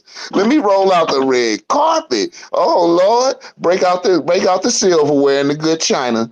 Gabe coming in the motherfucker space. I'm telling you, some of these motherfuckers, this is just attention. Just the fact that motherfucker will come in their space and say hello to their ass is payment enough. Pay attention. So I think they getting paid. Might have been some money. I doubt it. But if Gabe did pay for that, he overpaid. Because all he really had to do was tell, hey, look here, nigga. Let me come out here. Well, I'm Gabe, nigga. I'm white. I'm on your side. Right, So just right. Immortal, I hate to do this across the space, man, but I'm about to slide you something. I need some herbal stimulations. Can you slide past me if I slide you something? We talking in code. I'm stuck on plantation. I'm talking about whenever you get off the plantation. Do you have anybody that might be on the plantation that might know how to find some herbal stimulations? I'll let you know, man. Okay. There was a brief pause. Sorry to break y'all up on all of that, because niggas really be on code. You gotta do your thing. It's all good. We ain't worrying about that anyway. Man, so do we want to shift it to the Sith Lord, Dianne Feinstein? I'm trying to find stuff on her, man. It's hard, man. Everything I'm finding her is all well. Man, that was the realest If I look hard shit. enough, I could find it. Man, when I saw that person, that was a white dude that retweeted that. When he put Dianne Feinstein in the Emperor Palpatine hood, I said, God damn it. If that ain't the realest shit, because I'm a Star Wars buff, I'm a sci-fi, that bitch look right like that nigga. She look like power, like for real. Like that bitch died in office. Come on, man. I thought only Supreme Court justice was supposed to die in office. I'm gonna tell you right now, she will not be the last. I mark my words. You might see one or two more potentials by the end of 2024 that will die in office, and one of them will be Mitch McConnell eventually. Allegedly. It's gonna be Mitch McConnell. It's gonna be Mitch McConnell, and he can't escape. Like the Candyman said, can't escape death. I'll be highly surprised. I would be highly surprised if Joe Biden makes it through to next November 2024. Yeah, you know that's not the real. I would be highly surprised. You know that's not the real Joe Biden now. Because every that's not the real Joe Biden that's wandering around now. You know that's not the real one. Listen. Every president up until this point that have died, I believe it may be one, but I don't believe any president up to this day has ever died of so-called old age. They were either assassinated or victims of like some type of something, but there's only been like 3 or 4 that died in office.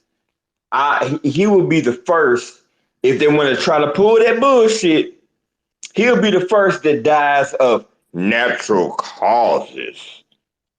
I would love to see it happen. Just let me wake up one morning and they say that nigga just woke up dead. I would love to hear that. He just didn't wake up that morning. He dead, y'all. Kamala Harris command me. Yeah, she our president now. I would love to hear that.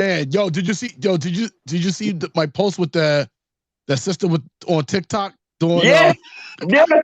She had it down.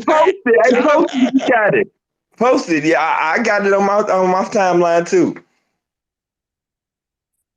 Man, this is a real nigga space right here.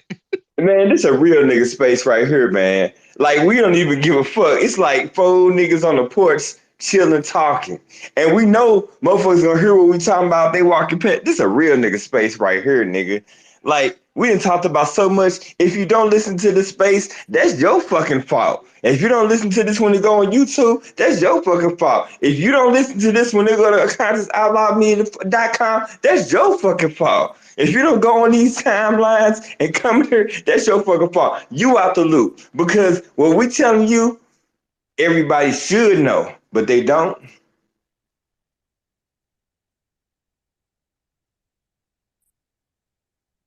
Yeah, I don't have really the Sith Lord. I don't really have much to say. I know she voted for the '94 crime bill. I know what the hell I was going to say. The war on drugs back in the early '80s, when Reagan was in, she voted for that shit too. Her track, her vote, her voting, her voting, her voting, her vote. Thank you. Her voting record is not good. I don't give a fuck what anybody says. Go ahead, Mr. Engagement. You just said something about the voting down the Voters' Rights Act. Yeah. Hey, I was before just you making a go, Riley impression, saying that she hey, benefited off of affirmative action and all that other nonsense. That's what I was pointing out about her. I think the last tweet that I put up might have some information about her ethnicity. Like her ethnicity, not her religion. Oh, I think it's got something about her religion in there too. So I can't really look at it right now. I got some things going on here, but if y'all look at it and read it, that would be something interesting to trip off of. Like, who was this heifer? Like, where's she from? And I think they telling that on that, and that'll help us understand why she votes the way she do, or why she was the way she was, or whatever. You think one of y'all might peep that and read that article? I'm gonna get to it right now. Hold on. It's in Jumbotron. Can you put in Jumbotron, Big Bro? Damn, he connected. I will when I get a chance. Oh, him? Nah, I'll find it. I'll get it. Hey, Leon, this is funny that ain't nobody coming in this space. This shit I funny. unblocked everybody. I wanted them to come. I want them to come in, but that's all right. They don't Because have to come in. haters. You know, a bunch of fuck niggas. That's all. Listen. I'm finna indict everybody. Everybody that listens to this replay, that saw this space while it was going on, you a bitch. It was once a master sage and wizard by the name of Negro Damas. And Negro Damas said that we are persona non grata or some shit. He said that shit sinister like a motherfucker, boy. He said that shit like, he said, nigga, you persona non grata. What did he say, Conscious? What is, no, Negro Damas? That's what he said. He said we are persona non grata. And so for us being persona non grata, for everyone that's listening to this recorded space, that saw this space, I want your soul and the Most High to indict you and let you know you a follower, you a sheep, and don't get eaten. Hey, I have that thing up. So let me drop that spill on the Sith Lord. Sith Lord, basically burn in hell. Dianne Feinstein. Real name was Dianne Emile. Oh shit, it is Emile. Dianne Emile Goldman. Interesting. Born June 1903, San Francisco, California. She died on the 28th, DC. Her father is Ashkenazi Jew-ish. Her mother is a Russian German or / Ashkenazi Jewish. American politician. She was a member of the Democratic Party. Served as mayor of San Francisco back in 1978 and 90 to 1988. U.S. Senator from California back in November 4th, 1992 to her death. She was also the president of the San Francisco Board of Supervisors from January 9th, 1978 to December 4th, 1978. Chair of the Senate Rules Committee from January 3rd, 2007 to January 3rd, 2009. Chair of the Senate's Intelligence Committee January 3rd, 2009 to January 3rd, 2015. Among other duties as mayor, she led the renovation of San Francisco's cable car system. She was the first woman to preside over the U.S. presidential inauguration in 2009 and the longest serving senator from California in 2012. She received the most votes by any Senate candidate in U.S. history of 7.86 million. She authored the 1994 federal assault weapons ban, also known the crime bill too. Actually, she's the daughter of she was the daughter of Betty Rosenberg. Was a model, and Leon Goldman, a surgeon. Oh, hi, Leon. Her father was born in California to a Polish Jewish father and Russian Jewish mother. Hint, hint. You hear all the J's coming out of her lineage. Her mother was born in St. Petersburg, Russia, tether, and was all the Russian Orthodox Christian religion. Whoa. So she was Christian. So mom was Christian before she married into Jewish. Anyway. I just want to clear exactly. They need to Hold on. realize. I'm not done. I'm not done. Keep I'm going. almost Keep done. going. No, I'm not. It's not exactly. Not exactly what Diane's mother and sister was. They don't know. She may have had Russian and Russian, German, and her Jewish ancestry, which most of them did. Diane identified as a Jewish by religion. Diane was married to investment banker Richard C. Bloom till his death. She had a daughter, Judge Catherine Feinstein Moran, Judge, and her with her first husband, attorney Jack Bertman. They like the law. I see. Her surname is from her second husband, neurosurgeon Bertram Feinstein, to whom she was married to his death. So she was married 3 times. Oh, Diane's paternal grandfather was named Samuel Gulovich / Goldman. Samuel was born in Poland. She got a lot of European over there. A lot of European there. Diane paternal grandparents, Lily Kaplan, the daughter of Herschel David Kaplan, and Shia Sura, was born in Russia and parents from Germany. Diane's maternal grandfather was named David M. Rosenberg, in Riga, Russia.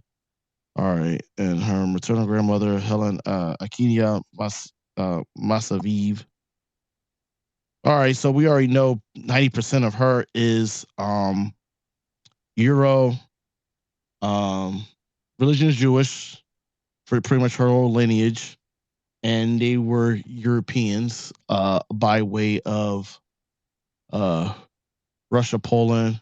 Might as well just put the Ukraine in there too, because it sounds like there's a lot of Ukrainian-ish names back there from Russians. Because if you take a good look at a lot of Ukrainians, even though they do speak Russian, but they also have their own language, and their names are not the same as Russians.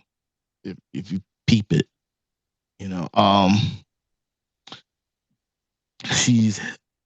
her family lineage is also heavy in banking.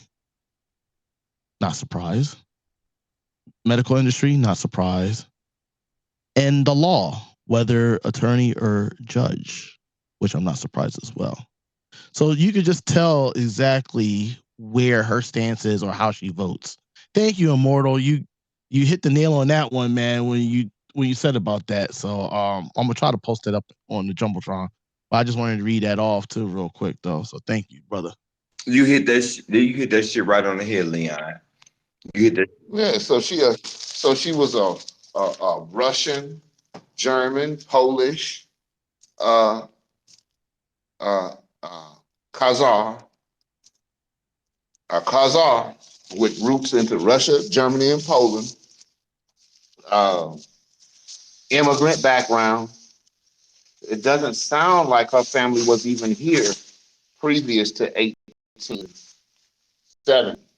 Exactly. So here you have this person whose lineage is not No, she's immigrant. Straight up and down immigrant. Straight up and down immigrant.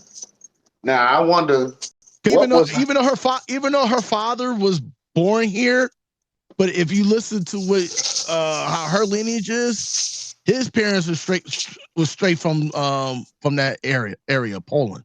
So he's an anchor baby. Her lineage is anchor babies as well. Well, not her mom. Her mom was straight from Russia, but her father was an anchor baby. You know what I'm saying? So yeah, her father was an anchor baby for his family, Yes. for his parents. Yes. And Feinstein was an anchor baby for her mama, right? Correct. Yeah, Feinstein was the anchor baby for her mama. So we were a family of immigrants and anchor babies over here making all these decisions. She was also what you noticed they put in there head of the intelligence committee or something like that. What was that? The intelligence. She was part of the government where yes, she was. Yes, you get to sit and the head of judicial committee as well. She was on the intelligence committee and the judicial committee, right in her wheelhorse. That bitch know where Jimmy Hoffa is buried, and that bitch know who shot Pac and Biggie and why. And she know all that, man. I'm telling you, she knew it. That dead ass.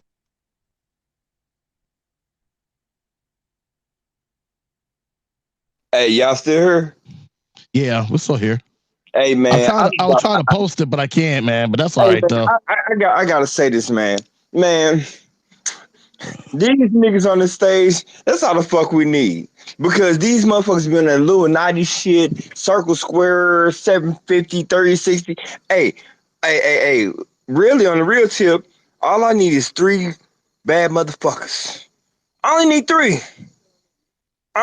Need 3 bad motherfuckers, including me. I don't need a whole gang. I need 3 bad motherfuckers. Let me put that in the Jumbotron. I don't need all y'all weird ass niggas, y'all op ass niggas. All I need is 3 bad motherfuckers.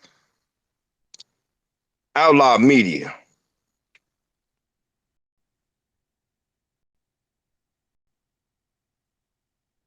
Since we're waking this up, and since we did talk about the Sith Lord, that was very good. I want to talk about this tether named Mammy Crockett, who was up there whole ass and bootlick herself about Joe Biden. What the hell's her damn name? I don't know her first name. Something Crockett. But we all know. She had to divest her wig on. Clearly could see that. And just sitting here and just talking mad shit. We need to do Jasmine Crockett. There we go. Jasmine Crockett. We gotta talk about her as well.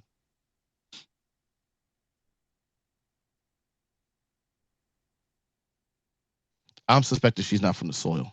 Not the way she's caping for Joe Biden. And let me rephrase that. I don't need 3 bad motherfuckers.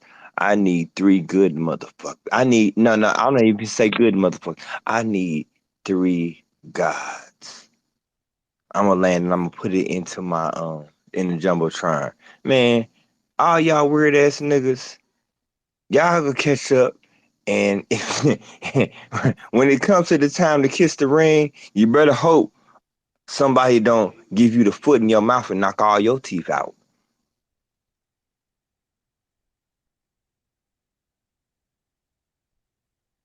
Yeah.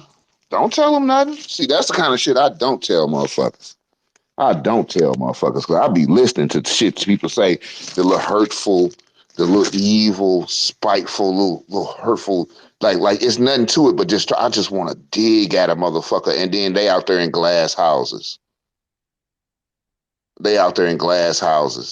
Some of the shit we know about these niggas, man, they living in glass houses. We could come out here and say some of the evilest, most spiteful shit, and it'll all be true. I'm surprised Conscious haven't. I asked him the other day, man. I was like, cuz. I got the receipt and the cloud that will break the internet. And y'all niggas better be happy. I got the back channel receipts and the conversations to destroy all of y'all. And y'all better be happy. Y'all great. Y'all better be happy that Immortal Melon tells me to give y'all better be happy. Obi-Wan Kenobi tells Anakin not to go Darth Vader on y'all niggas.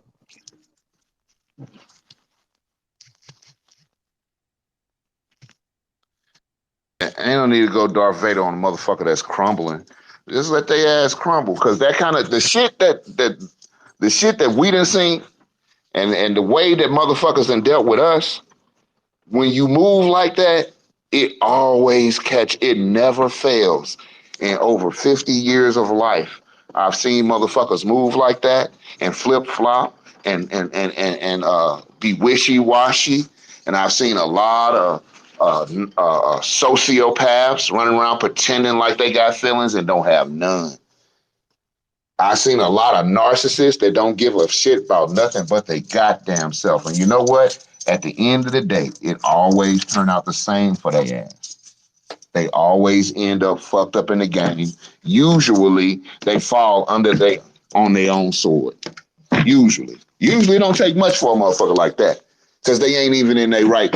They out their rabbit ass mind. Fucking with me, threatening me, unconscious, and just saying reckless shit out their mouth like it ain't a small world and shit. Like, these motherfuckers are really twisted. Like, seriously, some of these motherfuckers really need to be, have professional help.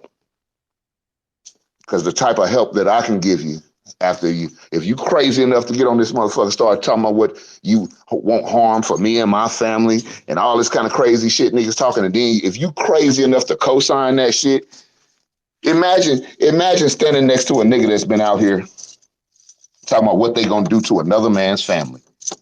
Imagine that. Imagine riding in the car with this motherfucker. See, imagine riding in the car with that nigga. And then telling yourself, it ain't got nothing to do with me. It ain't got nothing to do with me. It ain't got nothing to do with me. This man out here wilding. Then told the powers that be what he gonna do to them. And you in the car with him talking about ain't got shit to do with you. Y'all better get out of these cars with some of these ops. Y'all better put some distance between yourself, just like you put some distance between me. I'm glad you did. My life been better and greater. God damn it. My advocacy been stronger since weak punk puss ass niggas gone about they fucking business. I don't need shit from you. No support, nothing. But get the fuck on.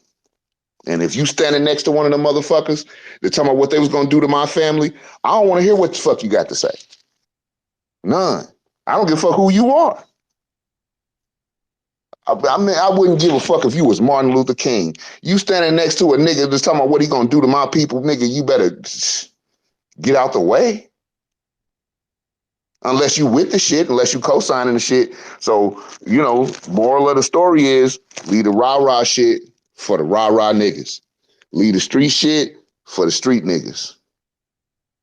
If you just like Cash used to tell other cats, oh, you good at ball, man. You play ball real well. Nah, nigga, you can't be out here on the block with us. You playing ball. You all our ticket. Just come back and fuck with us, nigga. We'll buy your sneakers, nigga. Go to practice, nigga.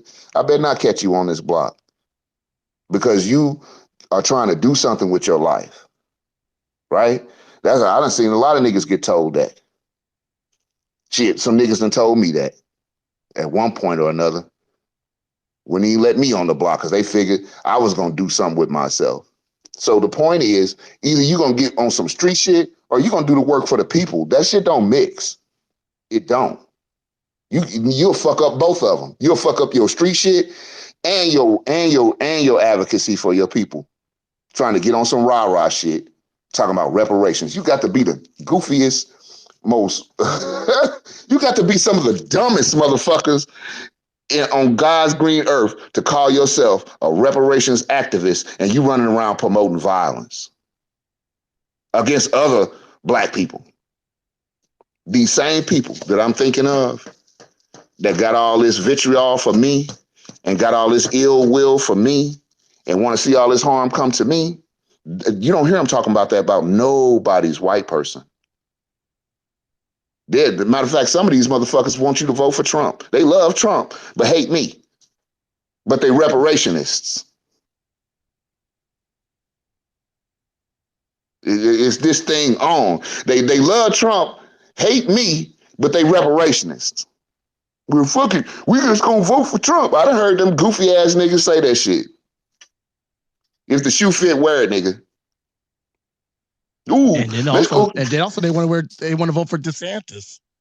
Knowing damn DeSantis, and knowing DeSantis is worse than fucking Trump. One of the most that nigga is a straight up Ku Klux Klan head of state of Florida, and that's why I laugh at these goofy niggas down in Florida because they think they're gonna wake up something. You can't wake up shit in that Gestapo state.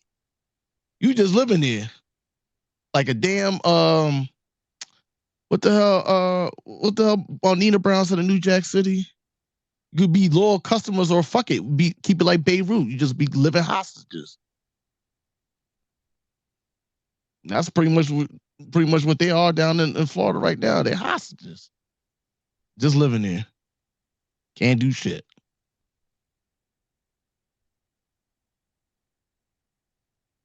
I land. Yeah, somebody say he's doing God's work, DeSantis, and all this. Listen, man. I'm gonna tell you something else too. Let me put it to you like, cause I hate to do this. I really hate to do this, cause I don't like, cause you know the Willie Lynch thing. They try to divide us any kind of way. The ones that live on the north side against the ones on the south side. All that stupid shit. You know. So this ain't to bring up no regional beefs or nothing like that and all like that. But man, hey, y'all out there in California, I ain't talking about no particular people right now. I'm just talking about in general. In general, California, in the last 20 years, y'all looking crazy as hell.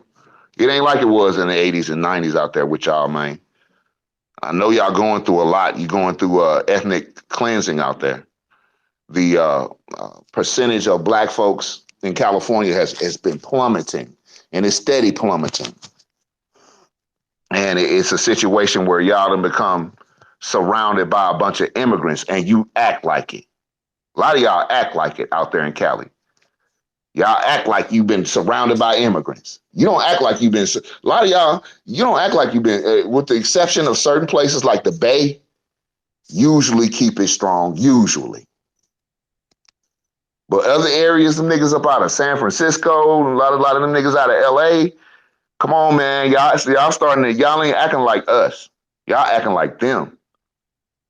And not only that, Florida. Y'all been, you know what I'm saying? It ain't your fault, you know, that you've been overrun with immigrants and all these weird motherfuckers. They doing this like they did with the Cuba.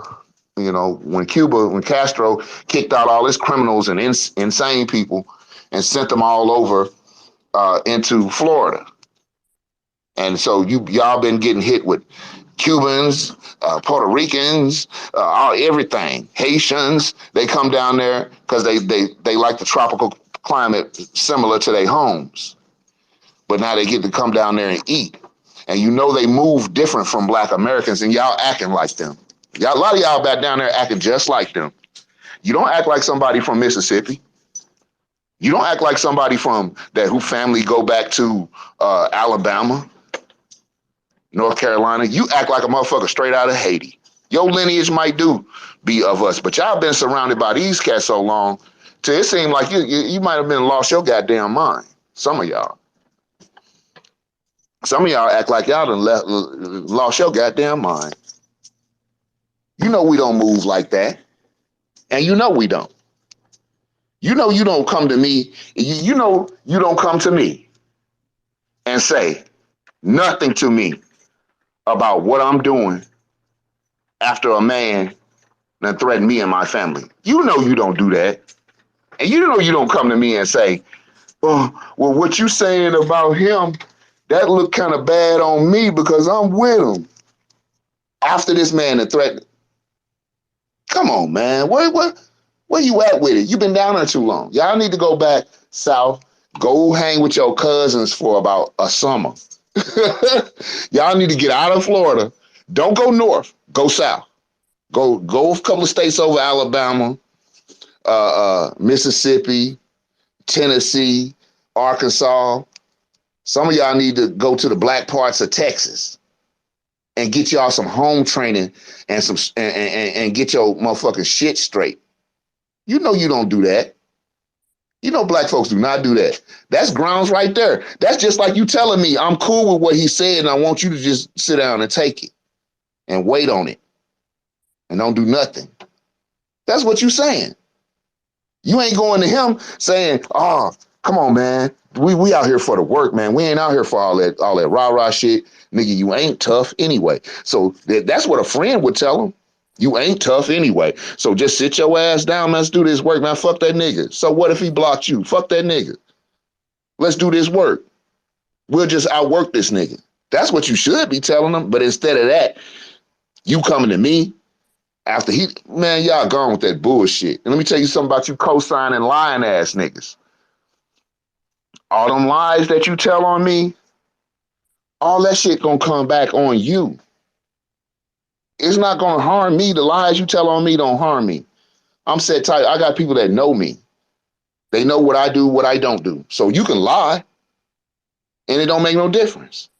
You know, real gonna recognize real. Only thing I regret about that is real, you know what I'm saying, is diminishing. It's fuckboy season. Anything fuckboys do. I heard a lot of niggas get on these spaces, man, and be like, "Ooh, yeah, man, I like trolling. And if it's funny, man, I say it. I like that shit. They like to get into space. Man, we tell our jokes and we go in on each other. It's fun." Sounded like a straight duck. You niggas sound like ducks. You sound like little kids that need to take y'all ass back to school. They You need weird to as take man. They weird as fuck, man. weird as fuck. Weird as fuck. I was Niggas, looking for niggas, the niggas family background raggedy than a motherfucker, but they'll come talk about your teeth. Family background raggedy.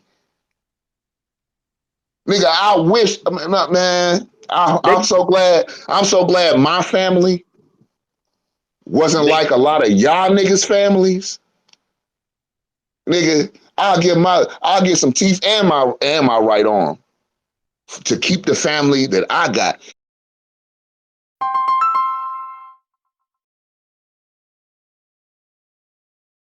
weird. They get on this motherfucker social media. They think a motherfucker. They call niggas poor, not knowing and are oblivious to the fact that we've been living in a white supremacy system for hundreds of years. And the don't first niggas ain't got no jobs because they're always on fucking Twitter 24/7. They don't think. So you know they ain't got no jobs. So you know they ain't got no jobs. They don't think that a nigga will look at them and see them and fear for their life and send them to the other realm talking this shit on this circle. Hey man, you remember that dude? Because I'm glad you brought that up too. Because that's what these niggas is about. Body shaming on some weird. That's real weird to me. Men body shaming other men. I always thought that was very strange. But if you notice, these niggas, they do be on that. Oh, you dusty. Oh, you a broke ass nigga. You this and you that. You. And I said, look. You know they sound like women. They sound like women when they say that shit. They sound like straight women. But not only that, man. But not so that only means that. They must have had no fathers in their lives then. It don't sound like it. But not only that, man. Another thing is, do you remember seeing a video where a young tether went into like a Burger King or something, and he bought up these burgers, and then he came back outside, and there was a homeless man out there. And he walked up to the homeless man like as if he was ate it right in front of him. Yep. And ate it right in front of him. That's that Sodom and Gomorrah mentality. People think that Sodom and Gomorrah was destroyed just because people was gay. No, it wasn't just because people was gay. It's because they did shit like that to poor people and travelers. Because they had that kind of spirit. What kind of can you imagine the spirit that you have to have looked at that man, went in the store and thought this was funny, went in the store, got you something to eat, came out, waved it in, ate it in his face. No, and the thing about it, Immortal, about that video, he actually told him, he said, look, I'll be right back. I'm going to get you something. He told him he was going to get him food. He came back, oh, yeah, I got you something. And then he sat there, ate in front of his face. Man, if I had any strength of that homeless man, I would have beat the shit out of him. I whooped his ass too. That But homeless that's man why had he did it. But that's that why he homeless did man it. had his hopes up. He's like, oh man, this dude's going to help me out. And then he just straight up dissed him right in front of him. And he got pleasure from that. Could you see him getting pleasure from? He wasn't even hungry. That little motherfucker wasn't even hungry. Look, he just got pleasure because he felt like he could dominate and abuse somebody. And that's how these niggas be sounding. Oh, you broke, you dusty. Nigga, I'm kicking up dust. I'll be kicking up dust, motherfucker. I'm straight up out the soil, motherfucker. Call me what you want. I done did shit for my family that these niggas ain't never did. I done rushed back and did shit for my family these niggas will never do.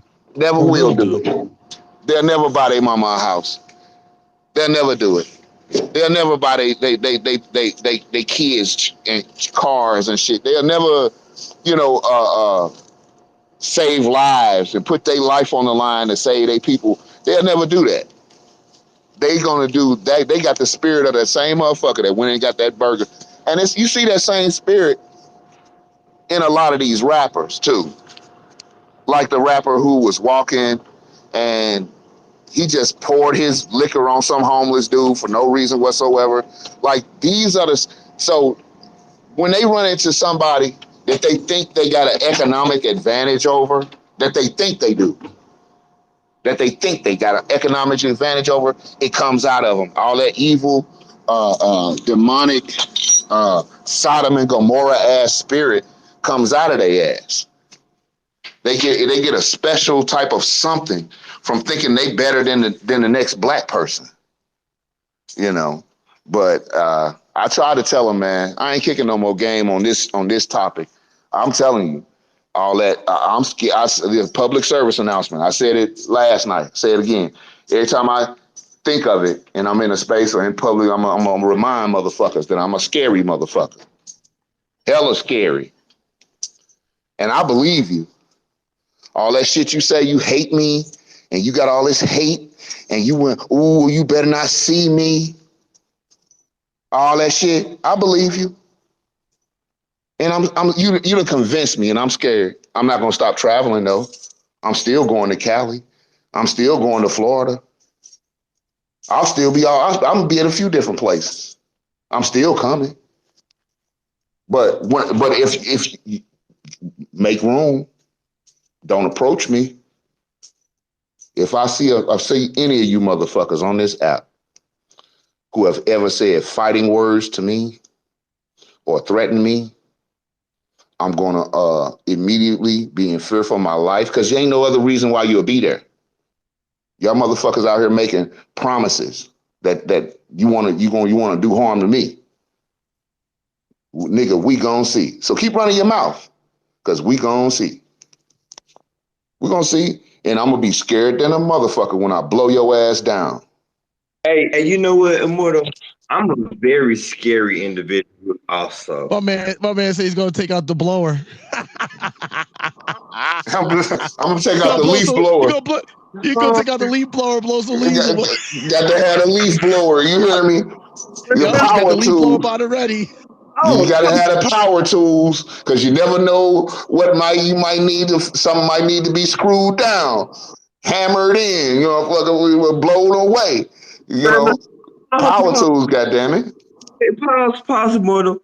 I'm a very scary person, man. I fear for a lot of things. I fear for my grandchildren. I fear for my mama. I fear for my children. I'm the patriarch of my family, and I'm going to survive at all costs. And I have actually put down a fair challenge where people can live and walk away. But if people don't want that, and I have to protect myself at all costs, I'm a very scary individual. And like Charles Darwin, the person they love so much that has the out of Africa theory, survival of the fittest, I'm the fittest. and I must survive. So if I have to use everything that I have available to me to make sure that I live to see the next day, because every day you wake up, you win, I will do that. And if that consists of a lead projectile in your head or your chest, then that's what it is.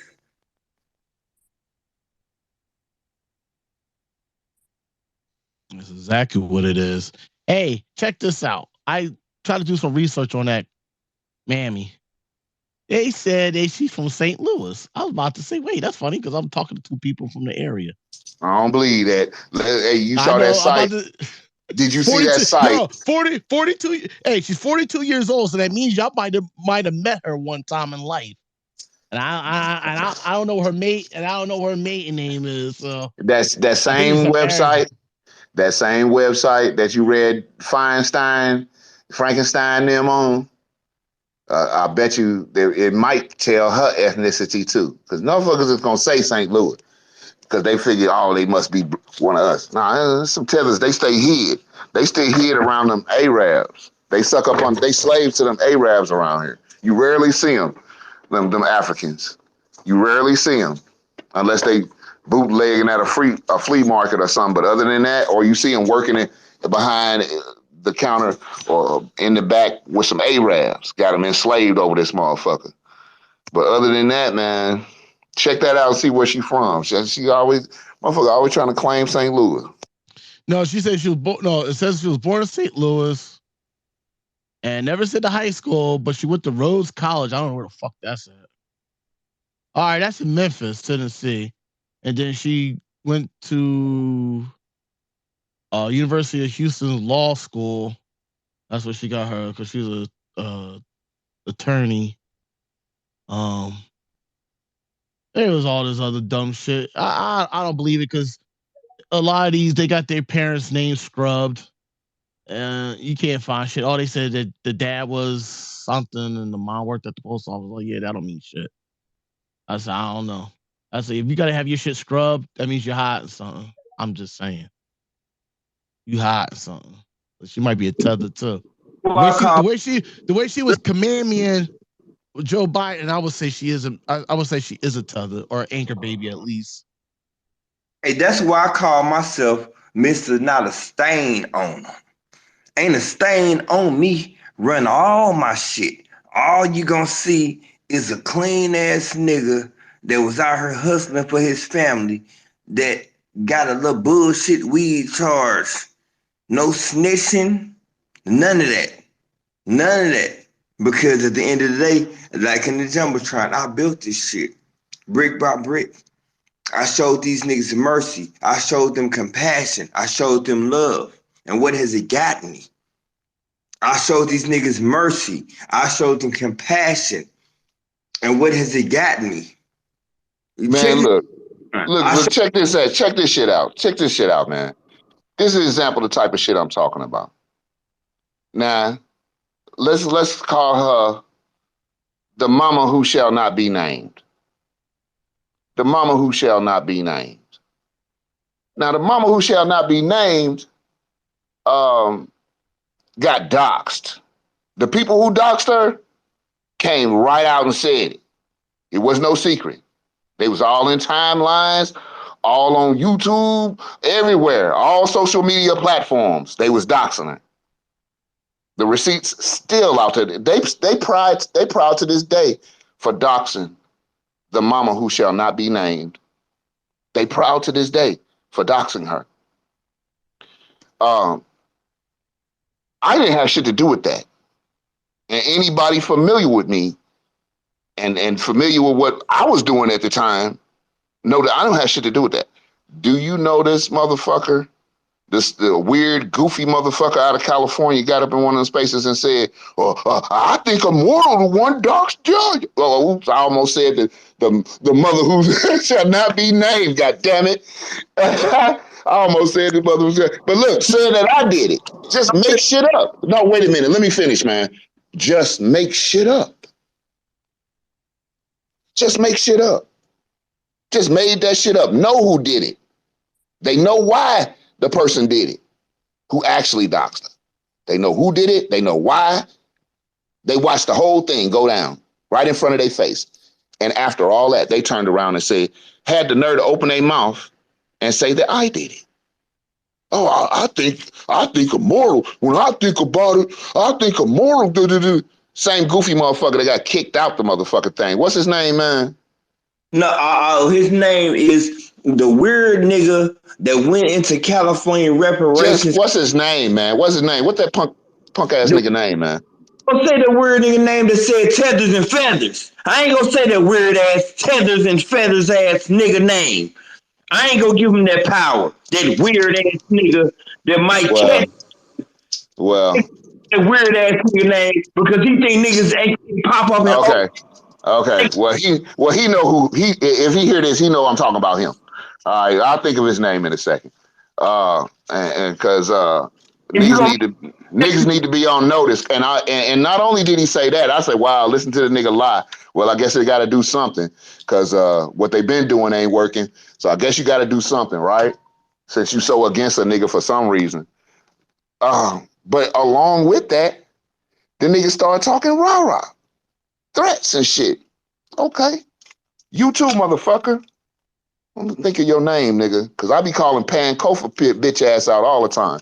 But this for every motherfucker that opened your goddamn mouth to threaten me and thought that it ain't real life. This ain't real. These motherfuckers delusional.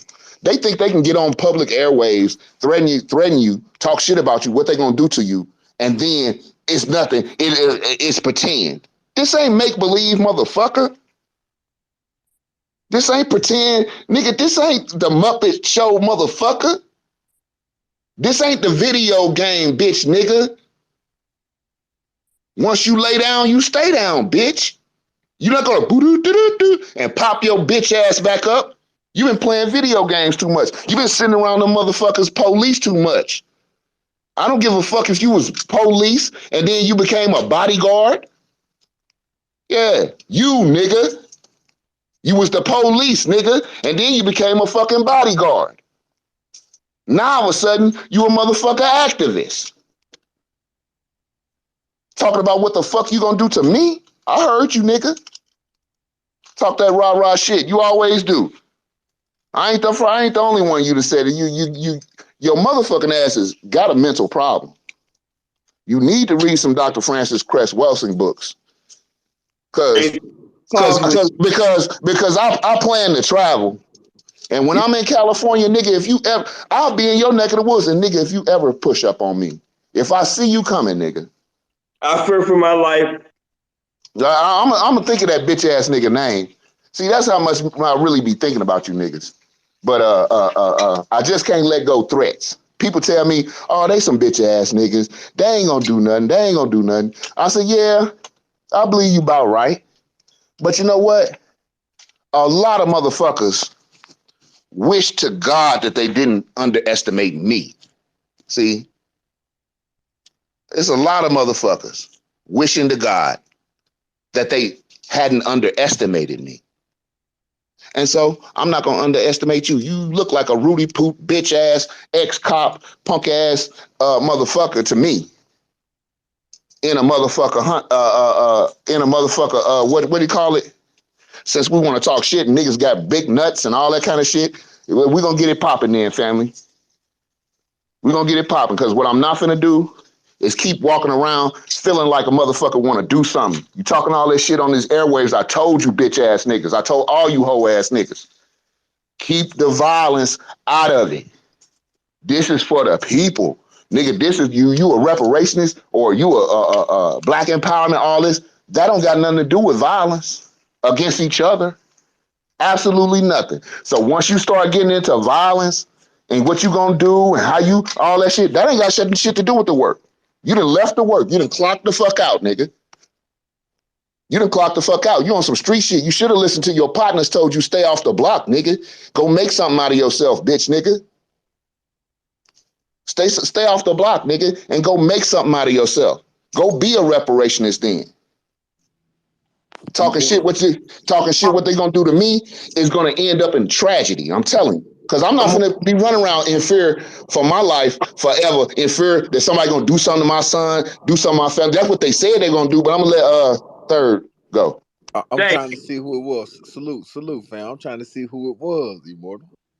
Hold on, Third. Let me reset the room. So, Third, this room been going on for quite a minute. The title is specifically Dianne Feinstein is dead. Long live Tupac. We have broke down. We played some clips about Tupac, Keefe D, all that. I would invite you to replay it, tweet it out. I'm gonna put it on my YouTube. But where we at right now is I want you to understand Third, because Third, you one of the you like one of the realest niggas. I'm so glad you came up here. You like one of the few realest niggas that's really on this app, man. Like really. Nigga, I come in your space and I'm shy to come in your space. I'm gonna be honest with you, Third. I think I've been shy about coming to your space because I respect your space and what you be saying about the nature and about the world, that I don't want to disrupt your message. You know what I'm saying? But at the end of the day, it's been a lot of weird shit going on, man. Check the Jumbotron, but I can hit you in the DMs because I got your number and I got your DM to let you know who he's specifically talking about. We not finna keep playing with this shit, man. Y'all pulled up. You about to work. Eventually, Third, you gonna see my face, man, and you a good nigga. And Nah, Third, I'll tell you who the fuck I'm talking about. I'm talking about anybody talking that shit, what they gonna do to me and my family, starting with bitch ass Pan Kofa, the Uhuru motherfucker BMX boy. Starting with him. Number two, let me say this, conscious, because these motherfuckers talking about what they gonna do to me. These are the ones talking about what they gonna do to me. So and I done heard them say it, so I don't give a fuck what nobody think. Bitch ass moist from the soil. I tried to move around his whole ass. I kept telling dude, I'm not mad at you. This ain't for you, man. Leave, because I got a little bit of respect for the boy. But respect or no, I will put you on your nigga. Don't never. Okay, all right. So listen, let me say this about Tupac and Keefe D. I got you. I know it. The Let other me whole. just say this about Keefe D and Tupac. Tupac had a bullet wound to the back of the head. And we know, just like right now, most rappers have bulletproof cars. So, the car was bulletproof. The entry wound was to the back of the head. If you look back at the case in New York City, up in Harlem, with Alpo and Rich Dollars, you could see that Alpo called the hit on Rich, and he had his little mans in the back seat. When he gave the signal in the rearview mirror, little man supposed to hit Mitch in the back of the head with the 357. So Tupac got felt out the same way. Suge gave the hit in the mirror. Bodyguard pulled the trigger in the back seat. Shot the car up, let the windows down. There was no nothing. Everything was all staged. Now this is from the barber Dick Gregory. You know what I'm talking about? Now. The shooter is still at large. the shooter dead. He dead, Third Coast. Now they said old boy hunted the shooter down and killed him that night. What's his name? Orlando. Not him. It was another one. The bodyguard hunted him down. It was a bodyguard. One of the other bodyguards chased him down and killed him. Damn. One of Tupac main bodyguards chased the dude down and killed him. I can't think of his name. But it was another bodyguard though. But the other dude, Orlando Castile, he got killed on some other shit. He was locked up or some shit like that. See this dude right here. This how Vlad TV work. Vlad talked to people, and Vlad connected with whoever he connected with, and then they get arrested. You notice every time. If y'all notice, every time somebody go on Vlad, they get arrested. He went to Boosie's house probably just to see what Boosie had in the motherfucker. Period. So, I didn't know, it was some drama and some heat, but I knew it was a little tension, Immortal, because I know how you get down. I know you rocking, you solid, and you don't want to hear that shit. You a man, you know what I'm saying? That's some real shit. So, hey, I ain't getting in the way. But, I just, I came in to fuck with you and Leon and Conscious. Y'all the homies, so you know what I'm saying? So, I ain't on that, though. I just had a little shot of tequila. I'm about to kick back, man. It's interesting. Very interesting. You good. I want you to stay in here and build with us because this gonna go on my YouTube. Yeah, you can stay in here, man. It's all Yeah, good. yeah, because third, this is a safe space for real niggas. If a real ain't nobody came in here but real niggas. And we started with the Tupac news broke today. Me and my mama was talking about Tupac today. Yeah. It's the world news. We talking about Tupac today. Yeah. Yeah, that's facts. That's hella facts. And that's what's going on. Yeah, we were saying before third on how it seems to be a coincidence, but not a coincidence that Feinstein's dead and now Keefe D is going down for Tupac, and we like, man, this shit ain't no coincidence. The fucking Democrats are fucking coming up with anything and everything to try to get the black vote. So now they're going to try to give us some 25-year-old justice is served thing on arrested Keefe D. Come on, man. Now listen, it wasn't too long ago we were talking about how old all of these people were in Congress. I can remember we had a list of over probably top 10 oldest people in Congress, if I'm not mistaken. And on this list, she was number one, Dianne Feinstein. Now, I would be remiss if I forget to mention her or talk about her during this conversation. Now, before I get to Tupac, Feinstein, the Queen, King Henry, all them motherfuckers, they probably going to bust the same hell wide open. You know what I'm saying? All these old motherfuckers just career old people. You ever seen a motherfucker just been old for 40 years? You been 80 for 40 years. You just career old. That's what type of shit Feinstein was on. She I was was telling the Conscious, I said she won't be the last one. I guarantee you. I think it might be two more by the next election, 2024. That's going to shit. kill Mitch over. McConnell had 2 strokes on TV, and I made a joke about know. it. He defined all the odds. Yeah, he like I said, he's so old, he immune to strokes. You can hit Well, him with either 80,000 that, volts, he'll shake it off. either that, or he's drinking children's blood. That's the only thing keeping him alive. Well, it gotta be something. It's gotta be something. Oh man, that's crazy. Our boys got a wild space. Tupac is being discussed in 2023. Conscious. That's what I'm saying, man. Hey, third. I'm gonna set my age out right here.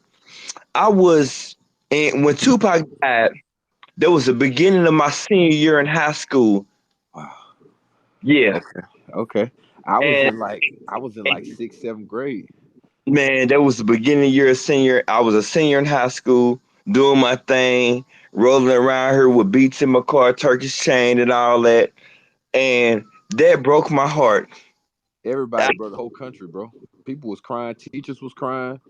We had, just as many lunchroom people talking about it, janitors talking about it. I mean, like, it was the biggest thing in the school. Basically. Yeah. And that's why I'm saying it's kind of funny because I'm sitting out here. I took a picture. It's the harvest moon. We harvesting right now. They harvested that old ass Sith Lord ass bitch. We in that Bernie's ass bitch. Should have been. She had power of attorney. Somebody actually took Dianne Feinstein's finances and told her what to do with it, but she can go in and make decisions for the whole fucking country, probably the world. But they told this bitch, they let that bitch die. They let that bitch die in office.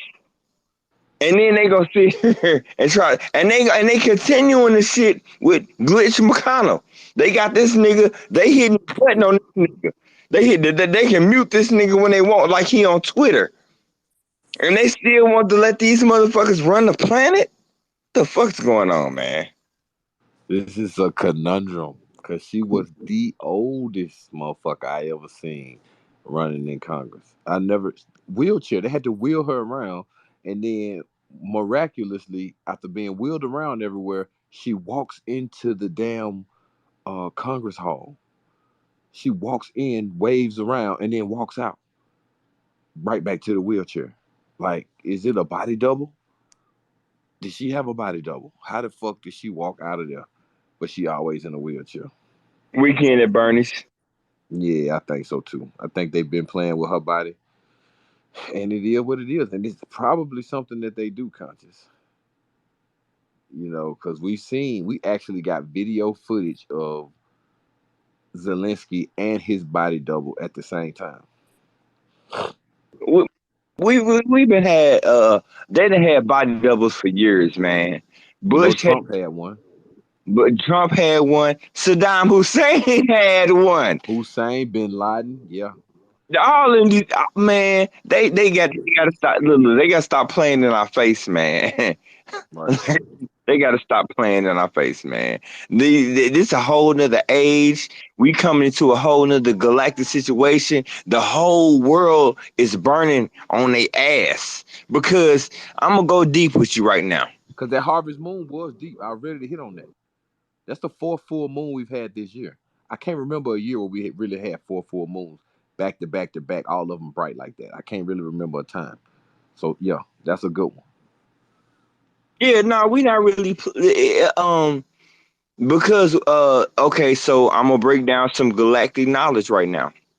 So it takes 25,000 years, the Mayan calendar. It takes 25,000 years for where we're at in the cosmos to make one full rotation. So where we're at now, it took 25,000 years to come back to where we at now. Okay? So while we sit here and let them people play with calendars and Gregorian calendars and all of this, we know that there are shifts. The planet Earth was at one time Eden. The whole planet was Eden. It was a garden. Was no ice.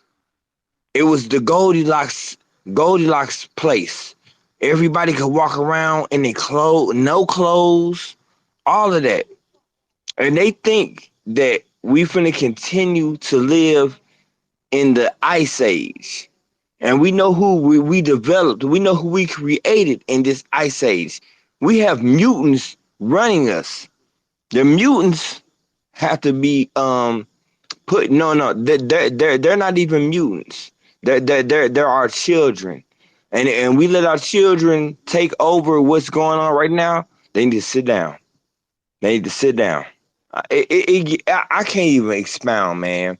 I don't know, Third, if you understand where I'm going with this shit, but I know exactly where you're going. I know exactly where you're going. They've only been erased for about roughly 5,000 years. So with that being said, that's why they are our children. And for some strange reason, you making me think that because I remember we put down our arms at a certain point. We had the largest armies in the world, and we put down our arms. But there was always people that feared the Americas. The Americas struck fear all around the world. I can remember stories about Chief Tuscaloosa uh, being feared by the Spaniards. They wrote about him in Spain, so he was known and feared amongst all the ranks of the tribes. It wasn't just on our shores. They feared the Americas on all shores, and when they finally got the guns and the ammunition and the army to come over here, they came over here. So we can go back as far as you like. You know what I'm saying? Whatever you want to do, we can do it.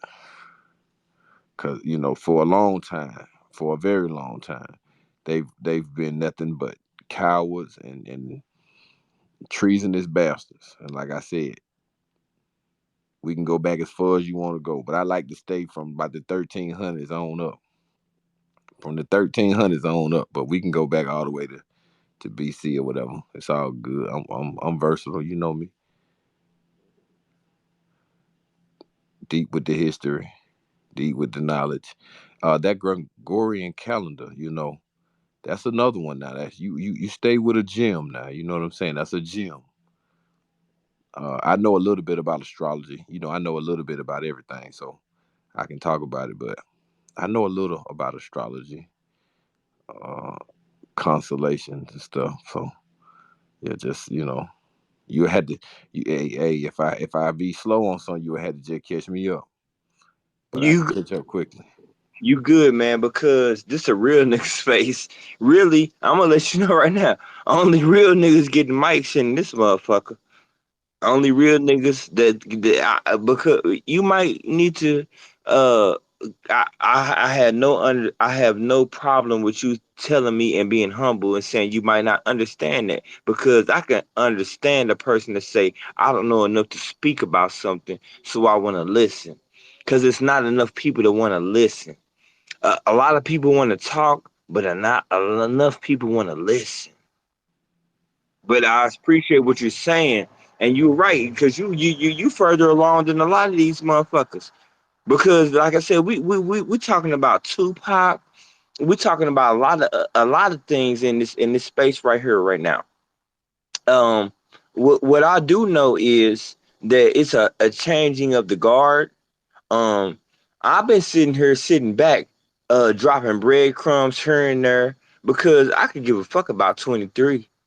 I got my popcorn and my movie ticket and my grandchildren and my children sitting here ready to watch the fucking show. The light show is gonna be a light show. Is that what you're saying? Yeah, yeah, yeah. I've been seeing it. You've been seeing it It, on the it solar just it just plasma hit the sky. it just well, I was thinking about a different light show, but yeah, that too. You That talking too. about? See, you talking about the fireworks. I'm talking about exactly. I'm talking about Yeah, fireworks. you talking about the fireworks. Yeah, that's coming as well. couple of howitzers up in the air, some Scud missiles, that type of fireworks. On American soil? Oh no. America's soil. Oh no, not on American soil. Let's talk about that. Let's Not talk on about. American soil. Oh, let's talk about that. So these weird ass niggas, don't understand that we being invaded in y'all fucking face. We They being trying it, ain't they? they are invading us right now. They're not sending women and children over here. They sending able-bodied men from Hispanic men. Guatemala. They're sending able-bodied Mostly people. all from Venezuela. I don't know what that's all about. Why so diehard on Venezuela of all the people? They gotta be Just paying them some, bro. They gotta have some type of incentive to them oh people, hell man. yeah, hell yeah. So these motherfuckers walking 2,500 miles, nigga, please. They coming here because they think they got something.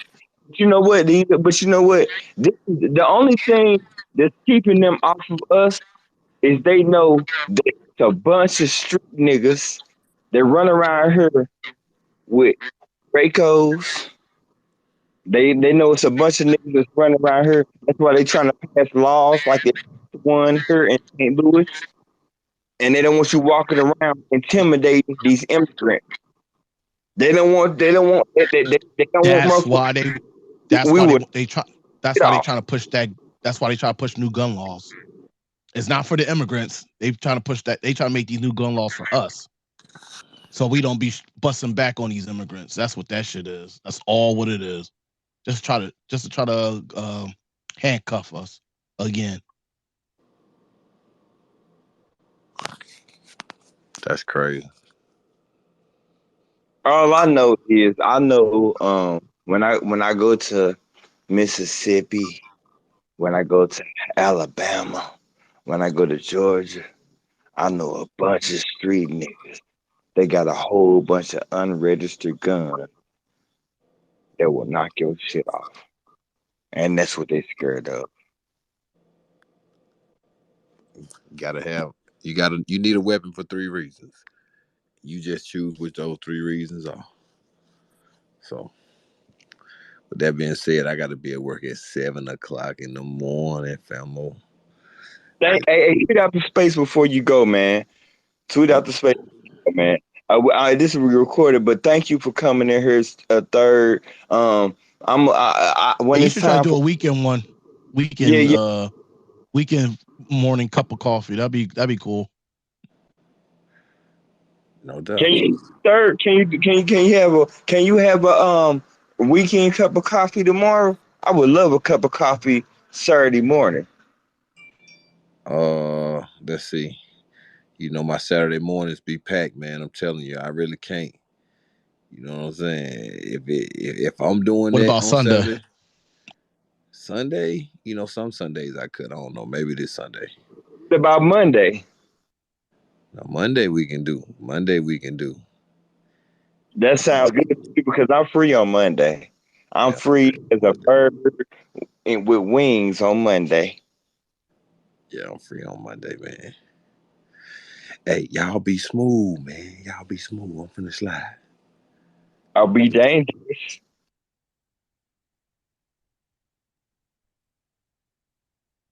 Man, this has been a great space, man. Hey, Leon, Oh, hell yeah, hell yeah. I think we need to go ahead and cut it. We need to go ahead and cut it because it's late and I don't know. I think we probably about 3, maybe 4 hours, and people got short attention spans. Go ahead and cut it, Leon. It's before it's actually 1 o'clock Eastern Standard Time, 12 o'clock Central Standard Time, 11 o'clock Mountain Standard Time, 10 o'clock Pacific Standard Time. Outlaw Media Time Check. Do you know what time it is? It is Saturday, September 30th. Outlaw Media Time Check. Before I let it go, Immortal Melanin, would you like to close us out, sir? The name I was thinking, I done said moist from the soil. I done said Pankofa, and I done said carry shit. Cut the tough talk. This shit is make believe. You get on your phone and think everything is make believe. It ain't, nigga. I got a family, and you think for a second that I'm gonna sit back and let you niggas threaten me and them, and then that's just it. It's just make believe because you said it on your phone, nigga. You niggas better fall back on that dumb shit. And I'm not the only one that feel this way. Y'all done talked a lot of cut the violence out. If you're gonna be about the work, be about that. Do that. If you do the work, you ain't got time to threaten me. You don't. You're gonna be working. You ain't got time to even worry about me. If you don't like me and you about to work, you ain't even got time to even trip off of me. But all that tough talk, in any case, that's block talk, nigga. You done set reparations to the side. You done set that down now. You can't do them both at the same time, fam. Unless you the police. So you got a problem with me about my advocacy, my ideas, well, how I think shit should go or whatever, because I ain't did shit to none of you motherfuckers. None of you. I ain't did shit to you. So you make up shit so you can go around and threaten me, nigga. Man, please. California I always wanted to visit California. I ain't never been. I bet you. Oh, I bet you I get. I somebody bet you making up stuff? I bet you I get there next year. Florida. I got family down there that shall not be touched. That shall not be touched. And I'll be down there to make sure. Check in on them. Make sure everything down there. And so I said what I said, and I said who I had a problem with. Now all you other niggas that want to jump in the middle of that, that's on you. Cause I ain't did shit to you either.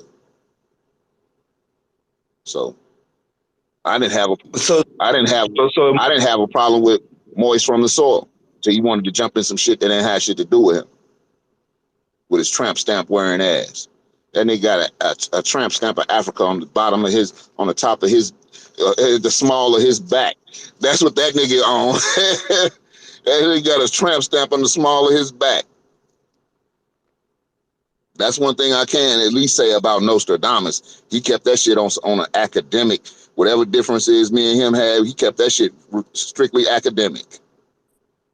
And I can give him that kind of big ups. He can't stand my ass neither for some reason. But at least I can say that man did not open his mouth talking about what he gonna do to me and mine. So I advise you niggas to chill. That's what I advise. Immortal. I remember when I was a kid, my big cousin gave me Tribe Called Quest as my first tape, and he said, "I'm on a world tour.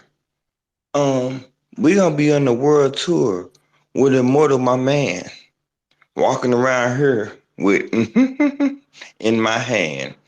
Hey man, I'm about to hit you. I'm about to hit you on the back channel, man. I'm out of here, man. Leon, go ahead, close the space out. We headed out. Yay. Yeah. I just want to say, yeah. Shout outs to you. Shout outs to Immortal again, Mr. Engagement. Glad y'all came in. I think this was another good eventful night. To all the naysayers, because they like, especially because I stand with brothers from the Midwest. I only got two words for you. Fuck you. These two brothers are doing more work in their state than you are doing in your state. And yes, I fucking said that. They're doing, and there's only two of them. They're getting more tread in their reparation meetings than any of y'all niggas out there in y'all states. And that's facts. Especially Mr. Detroit. The hell they call you the Detroit Grimace. You know who you is. I was nice to your ass because we supposed to have been kinfolk. But you got your mama, you ran to your mama and your mama told you to run me down on your space. You think I forgot that shit? No, I didn't. As far as I'm concerned, we ain't kinfolk. Cause no kinfolk would do that shit to another kinfolk. Well, from where my lineage is from. Not sure where yours is though. You might be up there with the other Canadian. But at least he keeps his shit real. You on the other hand, I don't know. You need to keep them burgers out of your mouth now and then. So I'll just leave it at that. Because the rest of them I ain't got nothing to say. Queen Mother, stop making shit up. It doesn't wear well on you. It doesn't look good on you. Because you thought King Petty was petty. I could be petty too. Just like, you and Melanin Gold, trying to do a backdoor deal. But we'll save that for another time. And I'm out. Commander, you got anything to say?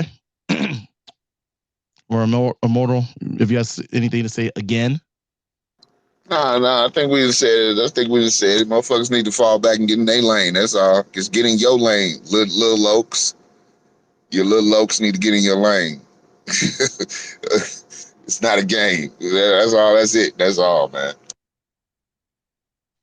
All right. On that note, we out. Ace.